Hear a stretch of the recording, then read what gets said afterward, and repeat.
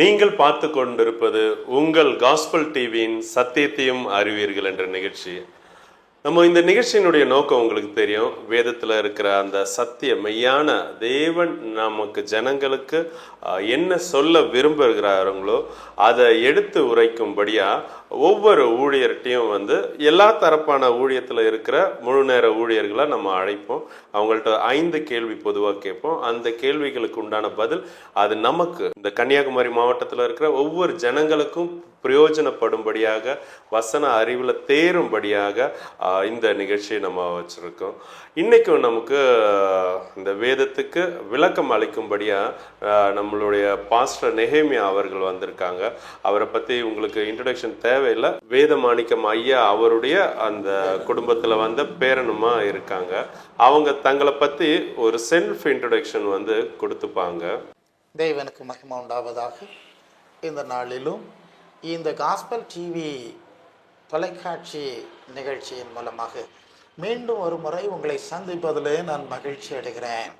இதற்கு முன்பு இந்த வேதத்தின் அடிப்படையில் இயேசுவின் சுவிசேஷத்தின் ஆழமான சத்தியங்களை நான் முன்பு இந்த தொலைக்காட்சி சேனல் வழியாய் பேசும்படியும் தேவன் கிருபை தந்திருந்தார்.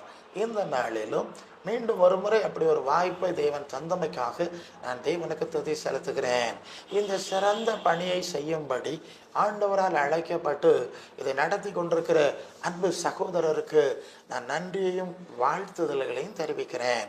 என்னை நீங்கள் அறிமுகப்பட்டிருந்தாலும் இன்றைக்கு ஒரு சின்ன அறிமுகம் சொல்ல வேண்டிய கடமையில் நான் இருக்கிறேன்.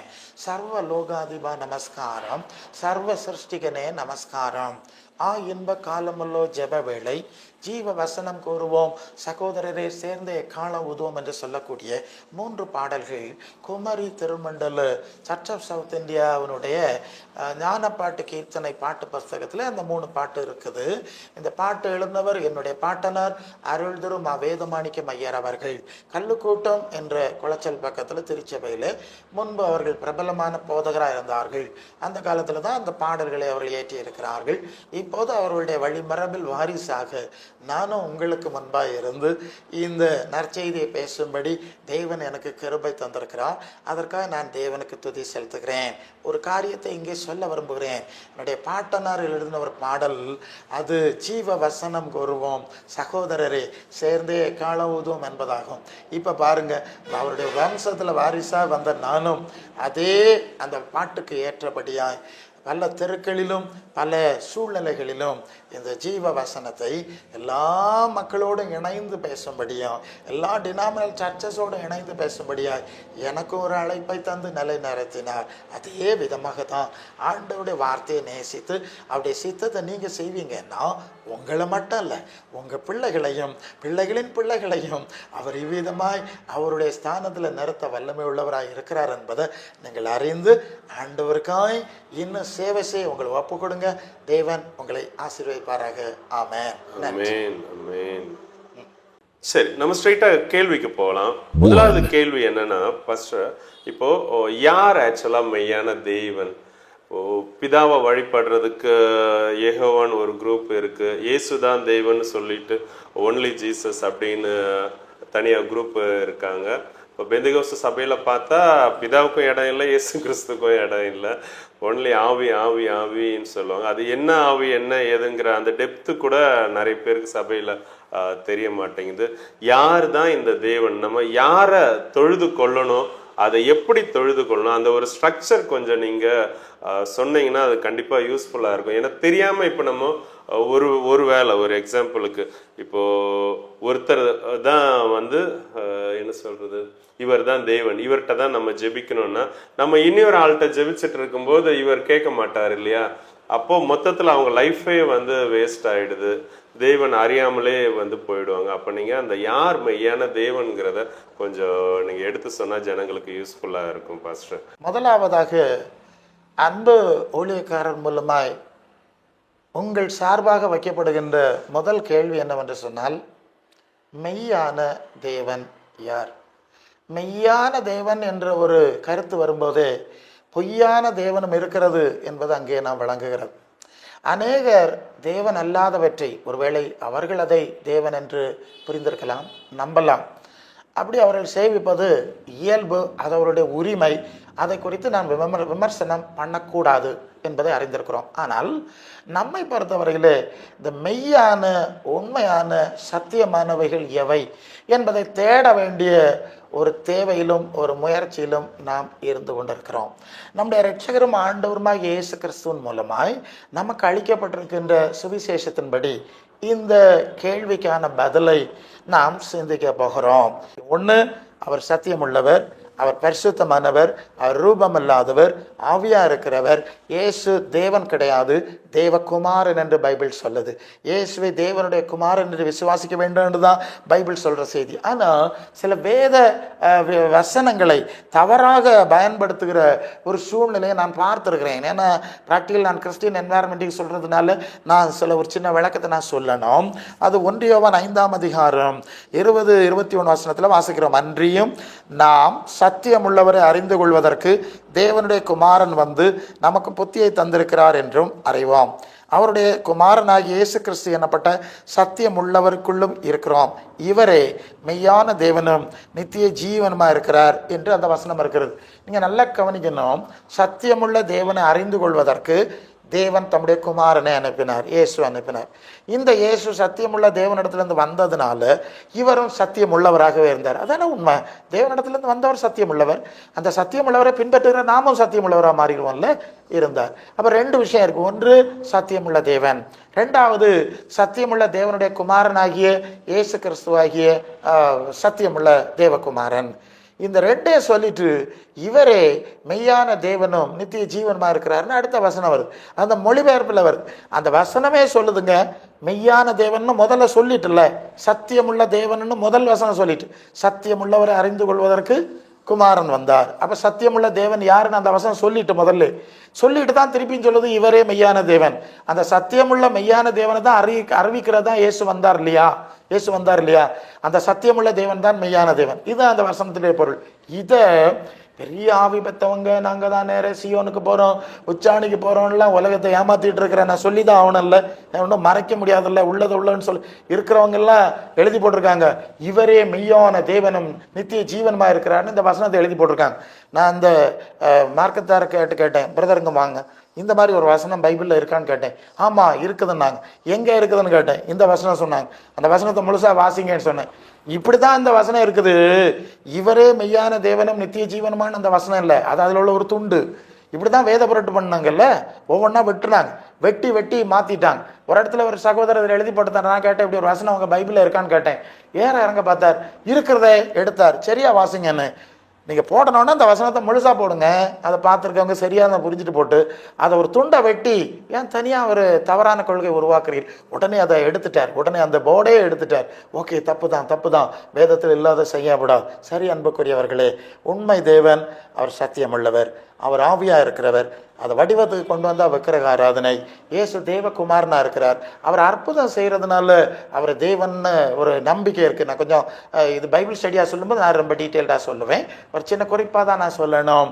இயேசுவை குறித்து சொல்லி இருக்கிறது, கர்த்தருடைய ஆவியானவர் என் மேலே இருக்கிறார், அவர் அபிஷேகம் எனக்குள்ளே இருக்கிறதுனால தான் நான் இந்த சிறைப்பட்டவர்களுக்கு விடுதலை கொடுக்கும்படி, தரித்திரத்துக்கு சுவிசேஷம் கொடுக்கும்படி அந்த அபிஷேகம் எனக்குள்ளே இருக்குது.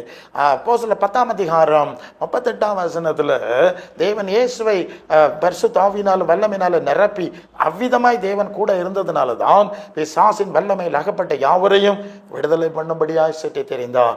இதே பரிசுத்த ஆவி அப்போஸ்தலர்களுக்குள்ளும் ஆதி திருச்சபையாருக்குள்ள வந்ததுனால தான் அந்த ஆவியானவர் வரங்களை கொடுக்கிறார் என்று சொல்லி 1 கொரிந்தியர் 12ஆம் அதிகாரத்தில் நம்ம படிக்கிறோம். ஆவியானவர் பல விதமான வரங்களை கொடுக்கிறார். அது ஊழியத்தின் பிரயோஜனத்துக்கு கொடுக்கப்பட்டிருக்கு. என்ன புரிஞ்சுங்க? பரலோகத்தின் தேவன் ஆவியா இருந்தார். இந்த ஆவி இயேசுக்குள்ள வந்திருந்தார். அந்த ஆவியினாலே அவர் பிசாசை துரத்தினார். தேவனுடைய ஆவியினாலே நான் பிசாசை துரத்துகிறேன்னு சொன்னார்.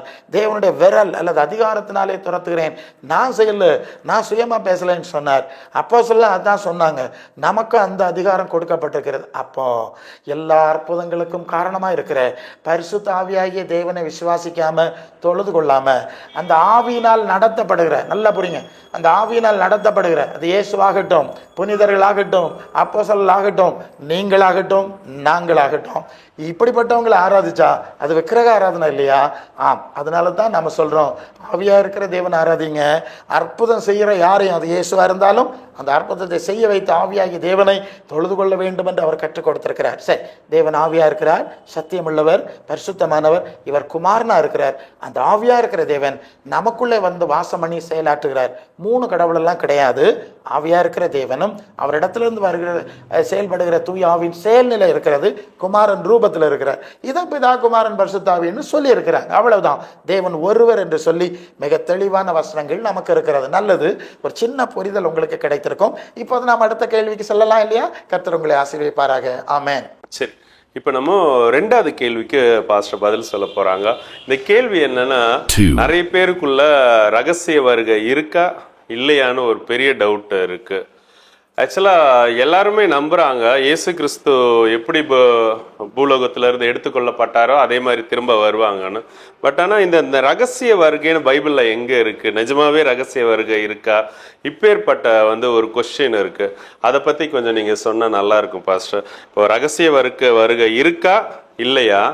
அப்படி ரகசிய வருகை இருந்ததுன்னா அது எப்போ இருக்கும், எப்படி இருக்கும்? அதை கொஞ்சம் நீங்கள் விளக்கி வசனத்தின் ஆதாரத்தோட சொன்னால் நல்லா இருக்கும். அப்படி ரகசிய வருகை இல்லைன்னா அதுக்கும் நீங்கள் வசன குறிப்பு கொஞ்சம் சொல்லி கொடுங்க பாஸ்டர். தேவனுக்கு மகிமை உண்டாகட்டும். இப்போ சகோதரர் மூலமாக நீங்கள் அடுத்த ஒரு கேள்வி வைக்கிறீங்க. என்ன கேள்வி வைக்கிறீங்கன்னா, வருகை, இயேசுவின் வருகை என்று ஒன்று இருக்கிறதா, அதில் ரகசிய வருகை என்று ஒன்று இருக்கிறதா, இல்லை அது பரசியமாக தான் இருக்குமான்னு ஒரு பெரிய டிபேட் நடந்துகிட்ருக்கு. இது சம்பந்தமான இறைப்பணியாளர் போதகருங்கிற முறையில் உங்களுடைய விளக்கத்தை சொல்லுங்கன்னு கேட்குறாங்க. ரொம்ப அருமையான ஒரு விஷயம். நாம் செய்தியை பார்க்கலாம். இயேசு நீங்கள் யோவான் 14:2-3 அவர் சொல்கிறார், உங்களுக்கு ஒரு ஸ்தலத்தை நான் பிதாவின் வீட்டில் ஆயத்தம் பண்ணுவேன். ஆயத்தம் பண்ணிட்டு நான் இருக்கிற இடத்துல நீங்கள் இங்கே இருக்கும்படி நான் மறுபடியும் வந்து உங்களை அழைத்து கொண்டு செல்வேன். அந்த வார்த்தை தான் முக்கியம். இந்த வார்த்தைக்கு தான் நாம் அந்த வசனத்தை பார்க்குறோம். நான் வந்து நான் இருக்கிற இடத்துல நீங்கள் இருக்கும்படி உங்களை அழைத்து வருவதற்கு நான் வருவேன் இல்லையா? நான் வருவேன், உங்களை அங்கேருந்து உங்களை இங்கே அப்படியே இழுத்துக்க மாட்டேன், நான் கீழே வந்து அழைத்து கொண்டு போவேன் என்ற ஒரு செய்தி அந்த பகுதியில் இருக்கிறது. ஸோ அவர் மீண்டும் வர வேண்டும் என்றால் அந்த வருகைக்குரிய அடையாளங்கள் என்ன அப்படின்னு சீசர் கேட்குறாங்க. மத்திய 24:3 அதுக்குரிய அடையாளங்கள் என்னன்னு கேட்கும்போது அவர் நிறைய அடையாளம் சொல்கிறார்ல. ஜனத்துக்கு விரோதமாக ஜனம், ராஜ்யம், யுத்தம், நிலநடுக்கம், கொள்ளை நோய், பல காரியங்கள் இதெல்லாம் நடந்து கொண்டிருக்கிறத நம்ம பார்த்துட்டு இருக்கிறோம். ஸோ லூக்கா 21:28 இவையெல்லாம் சம்பவிக்க தொடங்கும் போது அவர் வாசல் அண்டையில் வந்திருக்கிறார், சமீபத்தில் வந்திருக்கிறார் என்று அறிந்து கொள்ளணும்னு சொல்கிறார். ஸோ இந்த அடையாளங்கள் அவர் பக்கத்தில் வந்துட்டார், வெரி நியர் வரப்போறாருங்கிறத நாம் புரிந்து கொள்வதற்கு வாய்ப்பாக இருக்கிறது என்பதை முதலாவது நாம் புரிந்து கொள்ள வேண்டும். இப்போ லூக்கா 21:26 வந்தீங்கன்னா, இப்படியெல்லாம் நிறைய தீமைகள் நடக்கும், வானத்தின் சத்துவங்கள் அசைக்கப்படும், இது ஒரு நடக்கும். ஆனால் இவைகளுக்கெல்லாம் நீங்கள் தப்பி மனுஷகுமாரனுக்கு முன்பாக நிற்க பாத்திரவான்களாக எண்ணப்படுவதற்கு நீங்கள் ஜோம் பண்ணி விழிப்பாக இருக்கணும். இவைகளுக்கு நீங்கள் தப்பணும்னு சொல்கிறார். இதுதான் வார்த்தை, அடுத்த வார்த்தை. இங்கெல்லாம் தீமை நடக்கு, இந்த தீமையெல்லாம் நீங்கள் சிக்கப்படாது அப்படின்னா நிறைய பேர் சிக்குவாங்க இல்லையா? நீங்கள் சிக்கப்படாது, பலர் சிக்குவாங்க. அப்போ சிக்காமல் நீங்கள் தப்ப வேண்டும் என்கிற ஒரு முக்கியமான விஷயம். வெளிப்படுத்தல் 12:5 ஒரு அடையாளத்தை பார்க்குறோம். ஒரு ஸ்திரீ பிரசவ வேதனைப்பட்டு ஒரு ஆம்பிள்ளை பெறுகிறா. ஒரு சர்ப்பம் அதை விழுங்குறதுக்கு இருக்குது. ஆனால் அந்த பிள்ளை தப்பிடுச்சு. இந்த பிள்ளை அந்த சர்ப்பத்தின் பிடியிலேருந்து தப்பி அது தேவனோட சிங்காசனத்துக்கு எடுத்துக்கொள்ளப்பட்டது அப்படின்னு இருக்கு. ஸோ வாசித்த வசனத்திற்கு இது பொருத்தமாக வர்றதை நம்ம பார்க்குறோம். அப்போ தப்பி போகிற ஒரு காரியம் இது என்ன, இது எப்படி சம்பவிக்கிறது? நீங்கள் வெளிப்படுத்தின விசேஷத்தில் நீங்கள் 12:7 வந்தீங்கன்னா, வானத்தில் யுத்தம் உண்டாயிற்று, மிகாவேலும் அவனை சேர்ந்த தூதர்களும் பிசாசின் தூதர்களோடு யுத்தம் பண்ணினார்கள் என்ற ஒரு செய்தி. கடைசியில் உலகம் அனைத்து மோசம் போகிற பிசாசு சாத்தான் என்று சொல்லப்பட்ட பழைய சர்ப்பம் தள்ளப்பட்டது. அவன் ஜெயிக்கலை, பூமியிலே தள்ளப்பட்டான். வானத்திலே செயல்பட்டான், பூமியிலே தள்ளப்பட்டான். ஒரு யுத்தம். இது என்ன யுத்தம் அப்படின்னு கேட்டால், இயேசு திரும்பி வருவாருங்கிற செய்தியை நாம் பார்த்துட்டோம். அவர் வரும்போது எப்படி வர்றார்? பரிசுத்த தூதர்களோடு அவர் வர்றாருங்க. அந்த தூதர்கள் முதலாவது வருவாங்க. பரலோகத்திலிருந்து இறங்கி மத்திய ஆகாயத்துக்கு வரும்போது அது முதலாவது தூதர்கள் வர்றாங்க. மத்திய ஆகாயத்தில் என்ன இருக்குன்னு கேட்டால், எபேசியர் 6ஆம் அதிகாரம் 12ஆம் வசனத்தில் வான மண்டலங்களில் உள்ள பொல்லாத ஆவிகளின் சேனைகளோடு நமக்கு போராட்டம் உண்டு. அப்போ வான மண்டலத்தில் பொல்லாத ஆவிகளின் சேனை ஆளுகை செய்கிறது, டாமினேட் பண்ணுறது, அந்த ஆட்சி நடக்குது அப்படின்னு புரியும். இந்த பொல்லாத ஆவிகளோடு தான், வலு சர்ப்பத்தின் தலைமையில் உள்ள ஆவிகளோடு தான் தேவ தூதர்கள் வந்து யுத்தம் பண்ணுறாங்க. யுத்தம் பண்ணி கீழே தள்ளப்படுகிறார்கள். இப்படி கீழே தள்ளும்போது நீங்கள் தொடர்ந்து அங்கே வாசித்தீங்கன்னா 12ஆம் வசனம், அதாவது 12 வெளிப்படுத்தல் வாசித்தா இன்னொரு குறிப்பு அங்கே இருக்குது. பரலோகங்களே அவைகளில் இருக்கிறவர்களே களி கூறுங்க, பூமியிலும் சமுத்திரத்தில் இருக்கிறவர்களே உங்களுக்கு கேடு ஆபத்து உண்டாகும் என்று சொல்ல கேட்டேன். இப்போ 2 கூட்ட மக்கள், ஒரு கூட்டத்தார் மேலே இருக்கிறாங்க. பரலோகம்னா மேலே, மேலே உயரத்தில், பரம்னா உயரத்தில் மேலே ஒரு கூட்டம் இருக்கிறாங்க, கீழே ஒரு கூட்டம் இருக்கிறாங்க. நல்லா கவனிக்கணும். இப்போ எப்படி இந்த 2 கூட்டத்தார் ஆனாங்கன்னா, ஏற்கனவே சொல்லிட்டார், நீங்கள் இதுக்கெல்லாம் தப்பி மனுஷன் நிற்கணும், நான் உங்களை அழைத்து கொண்டு போக வருவேன், ரெஸ்கியூ, அங்கேருந்து மீட்டு கொண்டு போக வருவேன், நீங்கள் காத்துருங்கன்னு சொன்னார்ல. அப்படி வந்து ஒரு கூட்டத்தாரை அவர் பூமியிலிருந்து மேலே கொண்டு போயிருக்கார்.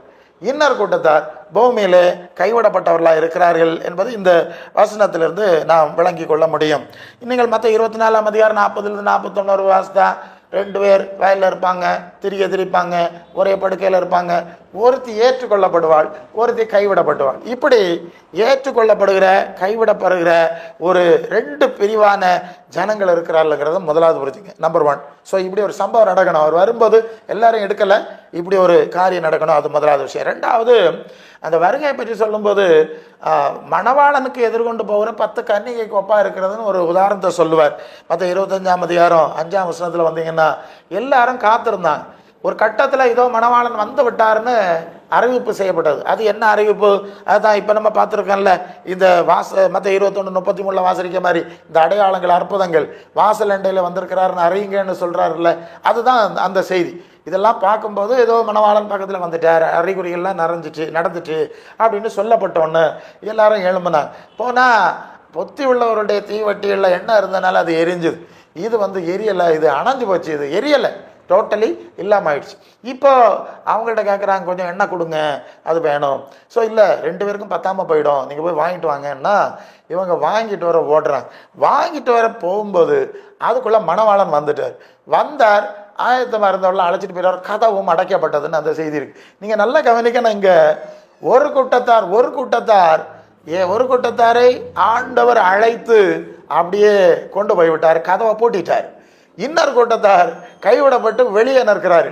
இவர்கள் ஆண்டவர் வந்ததையும் பார்க்கல, கூட்டிட்டு போனதையும் பார்க்கல. அந்த ஓமையிலிருந்து நம்ம புரிகிறோம். அப்போ அவர் ஒரு மறைவான காரியம் நடந்திருக்குல்ல, ஒரு ரகசியம் அங்கே இருக்கு. வந்துட்டாரா, போயிட்டு நாங்கள் காணவே இல்லையே, அது வந்துட்டார், நாங்கள் போயிட்டு வார்கள். அது ஸோ ஹியர் ஒரு மறைவான விஷயம் அல்லது ரகசியமான விஷயம் நடந்திருக்கு. திருடனை போல வருகிறேன், நீ விழிப்பாரு சொல்லக்கூடிய வேறு வசனங்கள் இருக்கு. ஏன்னா அது நீங்கள் 1:3 மற்ற, அதாவது வாசிக்கும்போது 11:3 வாசிக்கும்போது அவர் வருகிற நாளையாவது அறியாமல் இருக்கிறபடினாலே 13ஆம் வசனம் 25:13 மத்தேயு 25:13 அது வாசிக்கும்போது அது யாருக்கும் தெரியாததுனால ரொம்ப விழிப்பாருங்க. அப்ப என்ன புரிகிறோம்? விழிப்புன்னா கண்ணை முழிச்சு இருக்கிறது அல்லது ஒரு விழிப்பா இருக்கிறது. தூங்குனா வந்துட்டு போனா தெரியும்ல, திருடன் வந்தா முழிச்சிருந்தா தெரியும்ல, என்ன வந்துட்டான் திருடன்னு சொல்லிடுவோம். தூங்கிட்டோன்னா வந்தா எடுக்க வேண்டியதை எடுத்தான், கொண்டு போனான், தட்ஸ் ஆல். ஸோ இந்த தன்மை அதில் தெரிகிறதுனால ஒரு மறைவான ரகசியமான காரியமாய் இது நடக்க வாய்ப்பு இருக்கிறது என்பதை இந்த பகுதியிலே நாம் விளங்கி கொடுக்கிறோம். அடுத்தது புரிய வேண்டிய ஒரு காரியம், இந்த எண்ணெய்ன்னு ஒன்று சொல்லியிருக்கு, அதை சொல்லிட்டா நல்லா இருக்கும். இந்த எண்ணெய் என்னன்னா, பரிசுத்த ஆவியானவரை தலையிலிருந்து ஊற்றப்படுகிற எண்ணெய்க்கு வைப்பாய், அபிஷேகத்துக்கு வைப்பாய் சொல்லப்பட்டிருக்கிறது. அப்ப பரிசுத்த ஆவியானவராகிய எண்ணெய் இருந்தாதான் இந்த சூழ்நிலையை நாம சந்திக்க முடியுங்கிறது முக்கியமான காரியம். ஏன்னா 1 Corinthians 15:51 ஒரு இமைப்படுதலை நாம் மறு ரூபமாக்கப்படணும். இந்த உடல்ல நம்ம போகலங்க, இந்த உடலிலிருந்து இயேசுவின் மகிமை உள்ள சரீரத்துக்கு பாய் மறுரூபம் அடைந்துதான் போகணும். அது முக்கியமான விஷயம்.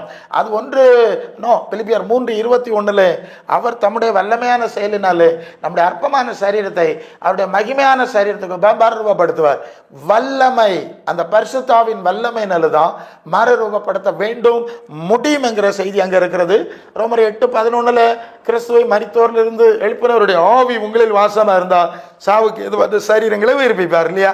அப்போ இந்த சாவுக்கு ஏதுவான சரீரங்களை உயிரோடு இடைய பண்ணுவதும் மறுரூபப்படுத்துவதும் இந்த பரிசுத்த ஆவியானவருடைய வல்லமை வேலைன்னு வழங்கிக்கிறோம். அதுதான் என்னன்னு சொல்லியிருக்கு. ஸோ இது இருந்தால் மட்டும்தான் இந்த காரியத்தை, அந்த சத்தமே, அந்த அவர் வர்ற சத்தமும் கேட்கும், இந்த மறு ரூபமும் அடைய முடியும். அப்போ மற்றவங்க கேட்க முடியாதுங்கிறதும் பார்க்க முடியாதுங்கிறதும் இங்கே தெளிவாக இருக்கிறதுனால ஒரு ரகசியமான காரியம் நடக்கிறது என்பதை அறிஞ்சிருக்கிறோம்.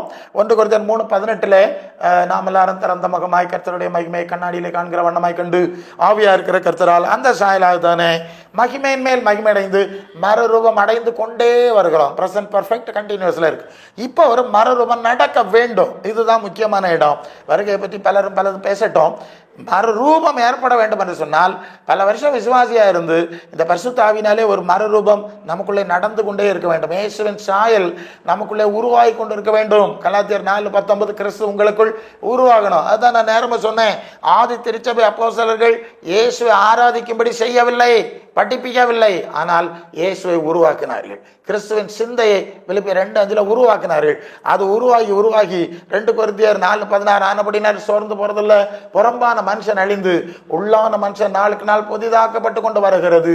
எபேசியர் 3:16 அவருடைய ஆவியினாலே உள்ளான மனுஷனில் வல்லமையாய் பலப்பட்டு கொண்டு இருக்கணும். இந்த ப்ராசஸ் நடந்தாதான் அந்த ஃபைனல் ஸ்டேஜ் அவர் வரும்போது அந்த மறுரூபத்தை அடைய முடியும் என்பதை நாம் இங்கே புரிந்து கொள்கிறோம். இப்படி அப்போ ஒரு ரகசியமான ஒரு காரியம் நடக்கிறதுங்கிறது புரியுது. ஆனால் கைவிடப்பட்டவங்க இருக்கிறாங்க, அவங்களுக்கு தெரியலை என்கிறது ஒரு புரிதல் இருக்கு. இவங்க ஆகாயத்துக்கு போறாங்க. அது 1 தெசலோனிக்கேயர் 4:17 மேகங்களின் மேல் எடுத்துக்கொள்ளப்பட்டு, அது வெளிப்படுத்தல் 19:7-9 ஆட்டுக்குட்டியானவருடைய கல்யாண விருந்துன்னு சொல்லக்கூடிய ஒரு நிலை ஆகாயத்தில் நடக்கு. அதே நேரம் பிசாசு அவனுடைய தூதர்கள் கீழே வந்துட்டாங்களா, இவன் தனக்கு ஆட்சி அங்கே அமைக்கிறான்.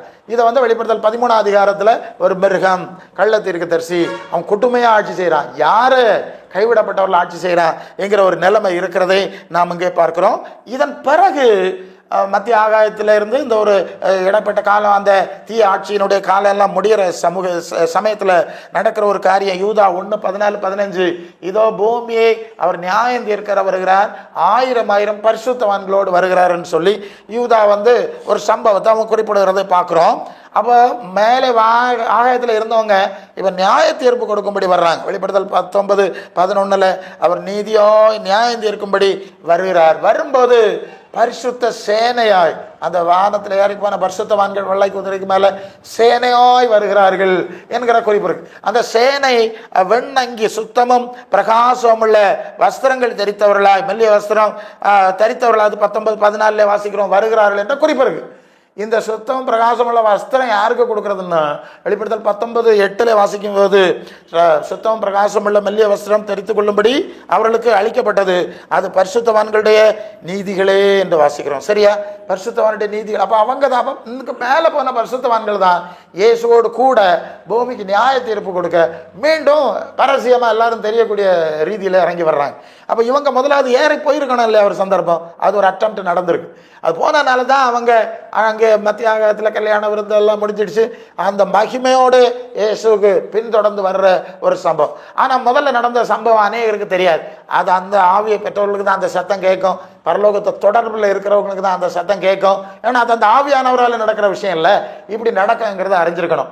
அவர் ரகசியம் இருக்கிறது, பரசியமாகவும் வருகிற வருகை இருக்கிறது, நியாய தீர்ப்பு இருக்கிறது, வருகைக்கு ஆவியானவர் ஆயத்தப்படுத்த வேண்டிய கட்டாயமும் இருக்கிறது. அதுக்கு தகுதி அடைய வேண்டிய ஒரு தேவை நமக்கு இருக்கிறது என்பதை நீங்கள் புரிஞ்சிருப்பீங்கன்னு நினைக்கிறேன். இந்த கேள்வி பதில் உங்களுக்கு திருப்தி அளித்திருக்க நம்புகிறேன். நன்றி. இப்போ 3வது கேள்விக்கு நம்ம வந்திருக்கோம். குடும்ப உறவு அது ஆசீர்வாதமா இருக்கா, இல்ல நமக்கு கிறிஸ்தவத்துல மக்களுக்கு அது ஒரு சாபமா இருக்கா, கர்ஸா இருக்கா அப்படிங்கிறது தான் கேள்வி. இப்போ குடும்பம்ங்கிறது கணவன் மனைவி இவங்க 2 பேரை மட்டும் எடுத்துக்கலாம்.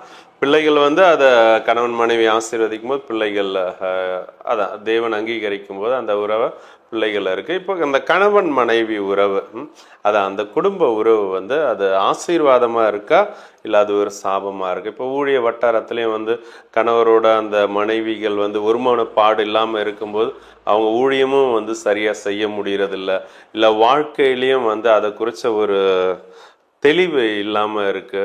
அப்போ குறிப்பாக வாலிப பிள்ளைங்க அவங்க என்ன பண்ணணும், நிறைய பேர் வந்து எங்கள் அப்பா அம்மா போடுற சண்டையை பார்த்துட்டு அவங்க கல்யாணம் வேணான்னு சொல்கிறாங்க. வசனம் என்ன சொல்லுது நமக்கு? இப்போது 1 கொரிந்தியர் 7 பார்க்கும்போது திருமணத்தை வந்து பாவம்னு சொல்லலை, பட் ஆனால் பெட்ரு வந்து நீங்கள் என்னை போல இருக்கிறது நல்லதுன்னு பவுல் மூலியமா ஆவியானவர் எழுதி கொடுத்துருக்கிறார். ஸ்திரீயை தொடாமல் இருக்கிறது நல்லது அப்படின்னு. ஏன்னா கல்யாணம் பண்ணவங்க அவங்க தங்களுடைய அந்த மீதி மாம்சம் சரீரமாக இருக்கிற அவங்க கணவருக்கு மனைவிக்கு எப்படி பிரியமாக இருக்கணும்னு யோசிப்பாங்க. இது கல்யாணம் பண்ணாமல் இருந்தீங்கன்னா, அன்மேரிட் ஒன்னா வந்து நீங்கள் தேவனுக்கு எப்படி பிரியமாக இருக்கலாம்னு யோசிப்பீங்க அப்படின்ட்டு. அதான் வசனத்தின்படி கணவன் மனைவி உறவு வந்து அது ஆசீர்வாதமா இல்லை அது சாபமா இருக்கான்னு கொஞ்சம் சொல்லுங்க பாஸ்டர். நன்றி, தேவனுக்கு மகிமை உண்டாகட்டும்.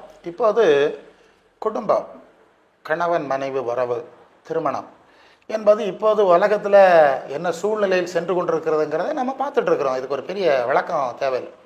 ஸோ இது அவசியம்தானா, தேவைதானா, இல்லையா என்கிற ஒரு கடினமான ஒரு மனநிலை உணர்வுகள் ஏற்படக்கூடிய சூழ்நிலையில் இருக்கிறதுனால இதை குறித்து நான் கொஞ்சம் அறிஞ்சிருக்க வேண்டியது அவசியம். தேவன் நமக்கு உதவி செய்யட்டும்.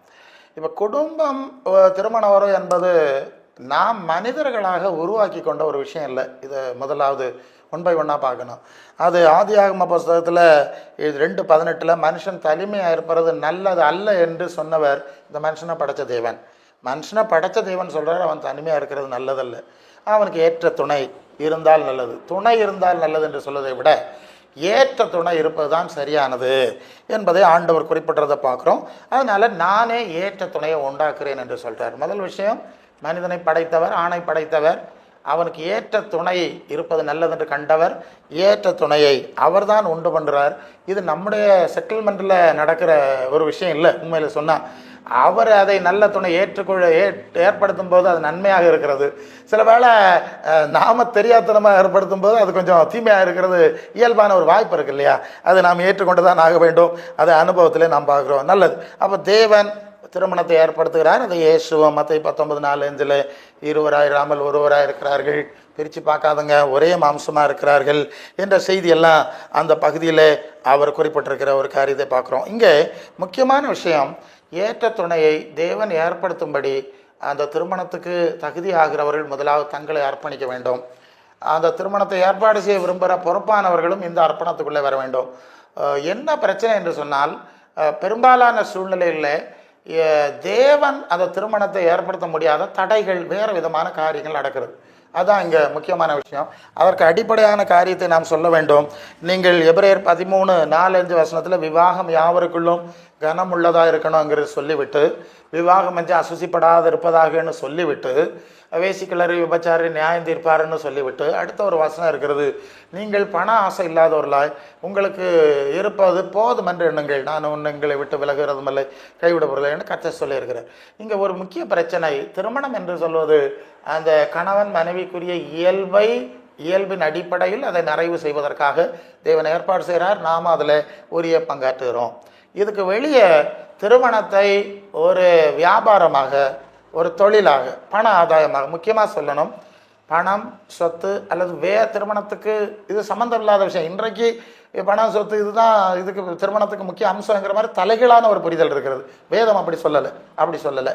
அது பணம் உள்ளவனோ இல்லாதவனோ, வீடு உள்ளவனோ இல்லை, எல்லாருக்கும் திருமணம் அவசியம், தகுதியான திருமணம் நடக்க வேண்டுங்கிற தேவத்திட்டம் இருக்கட்டும்.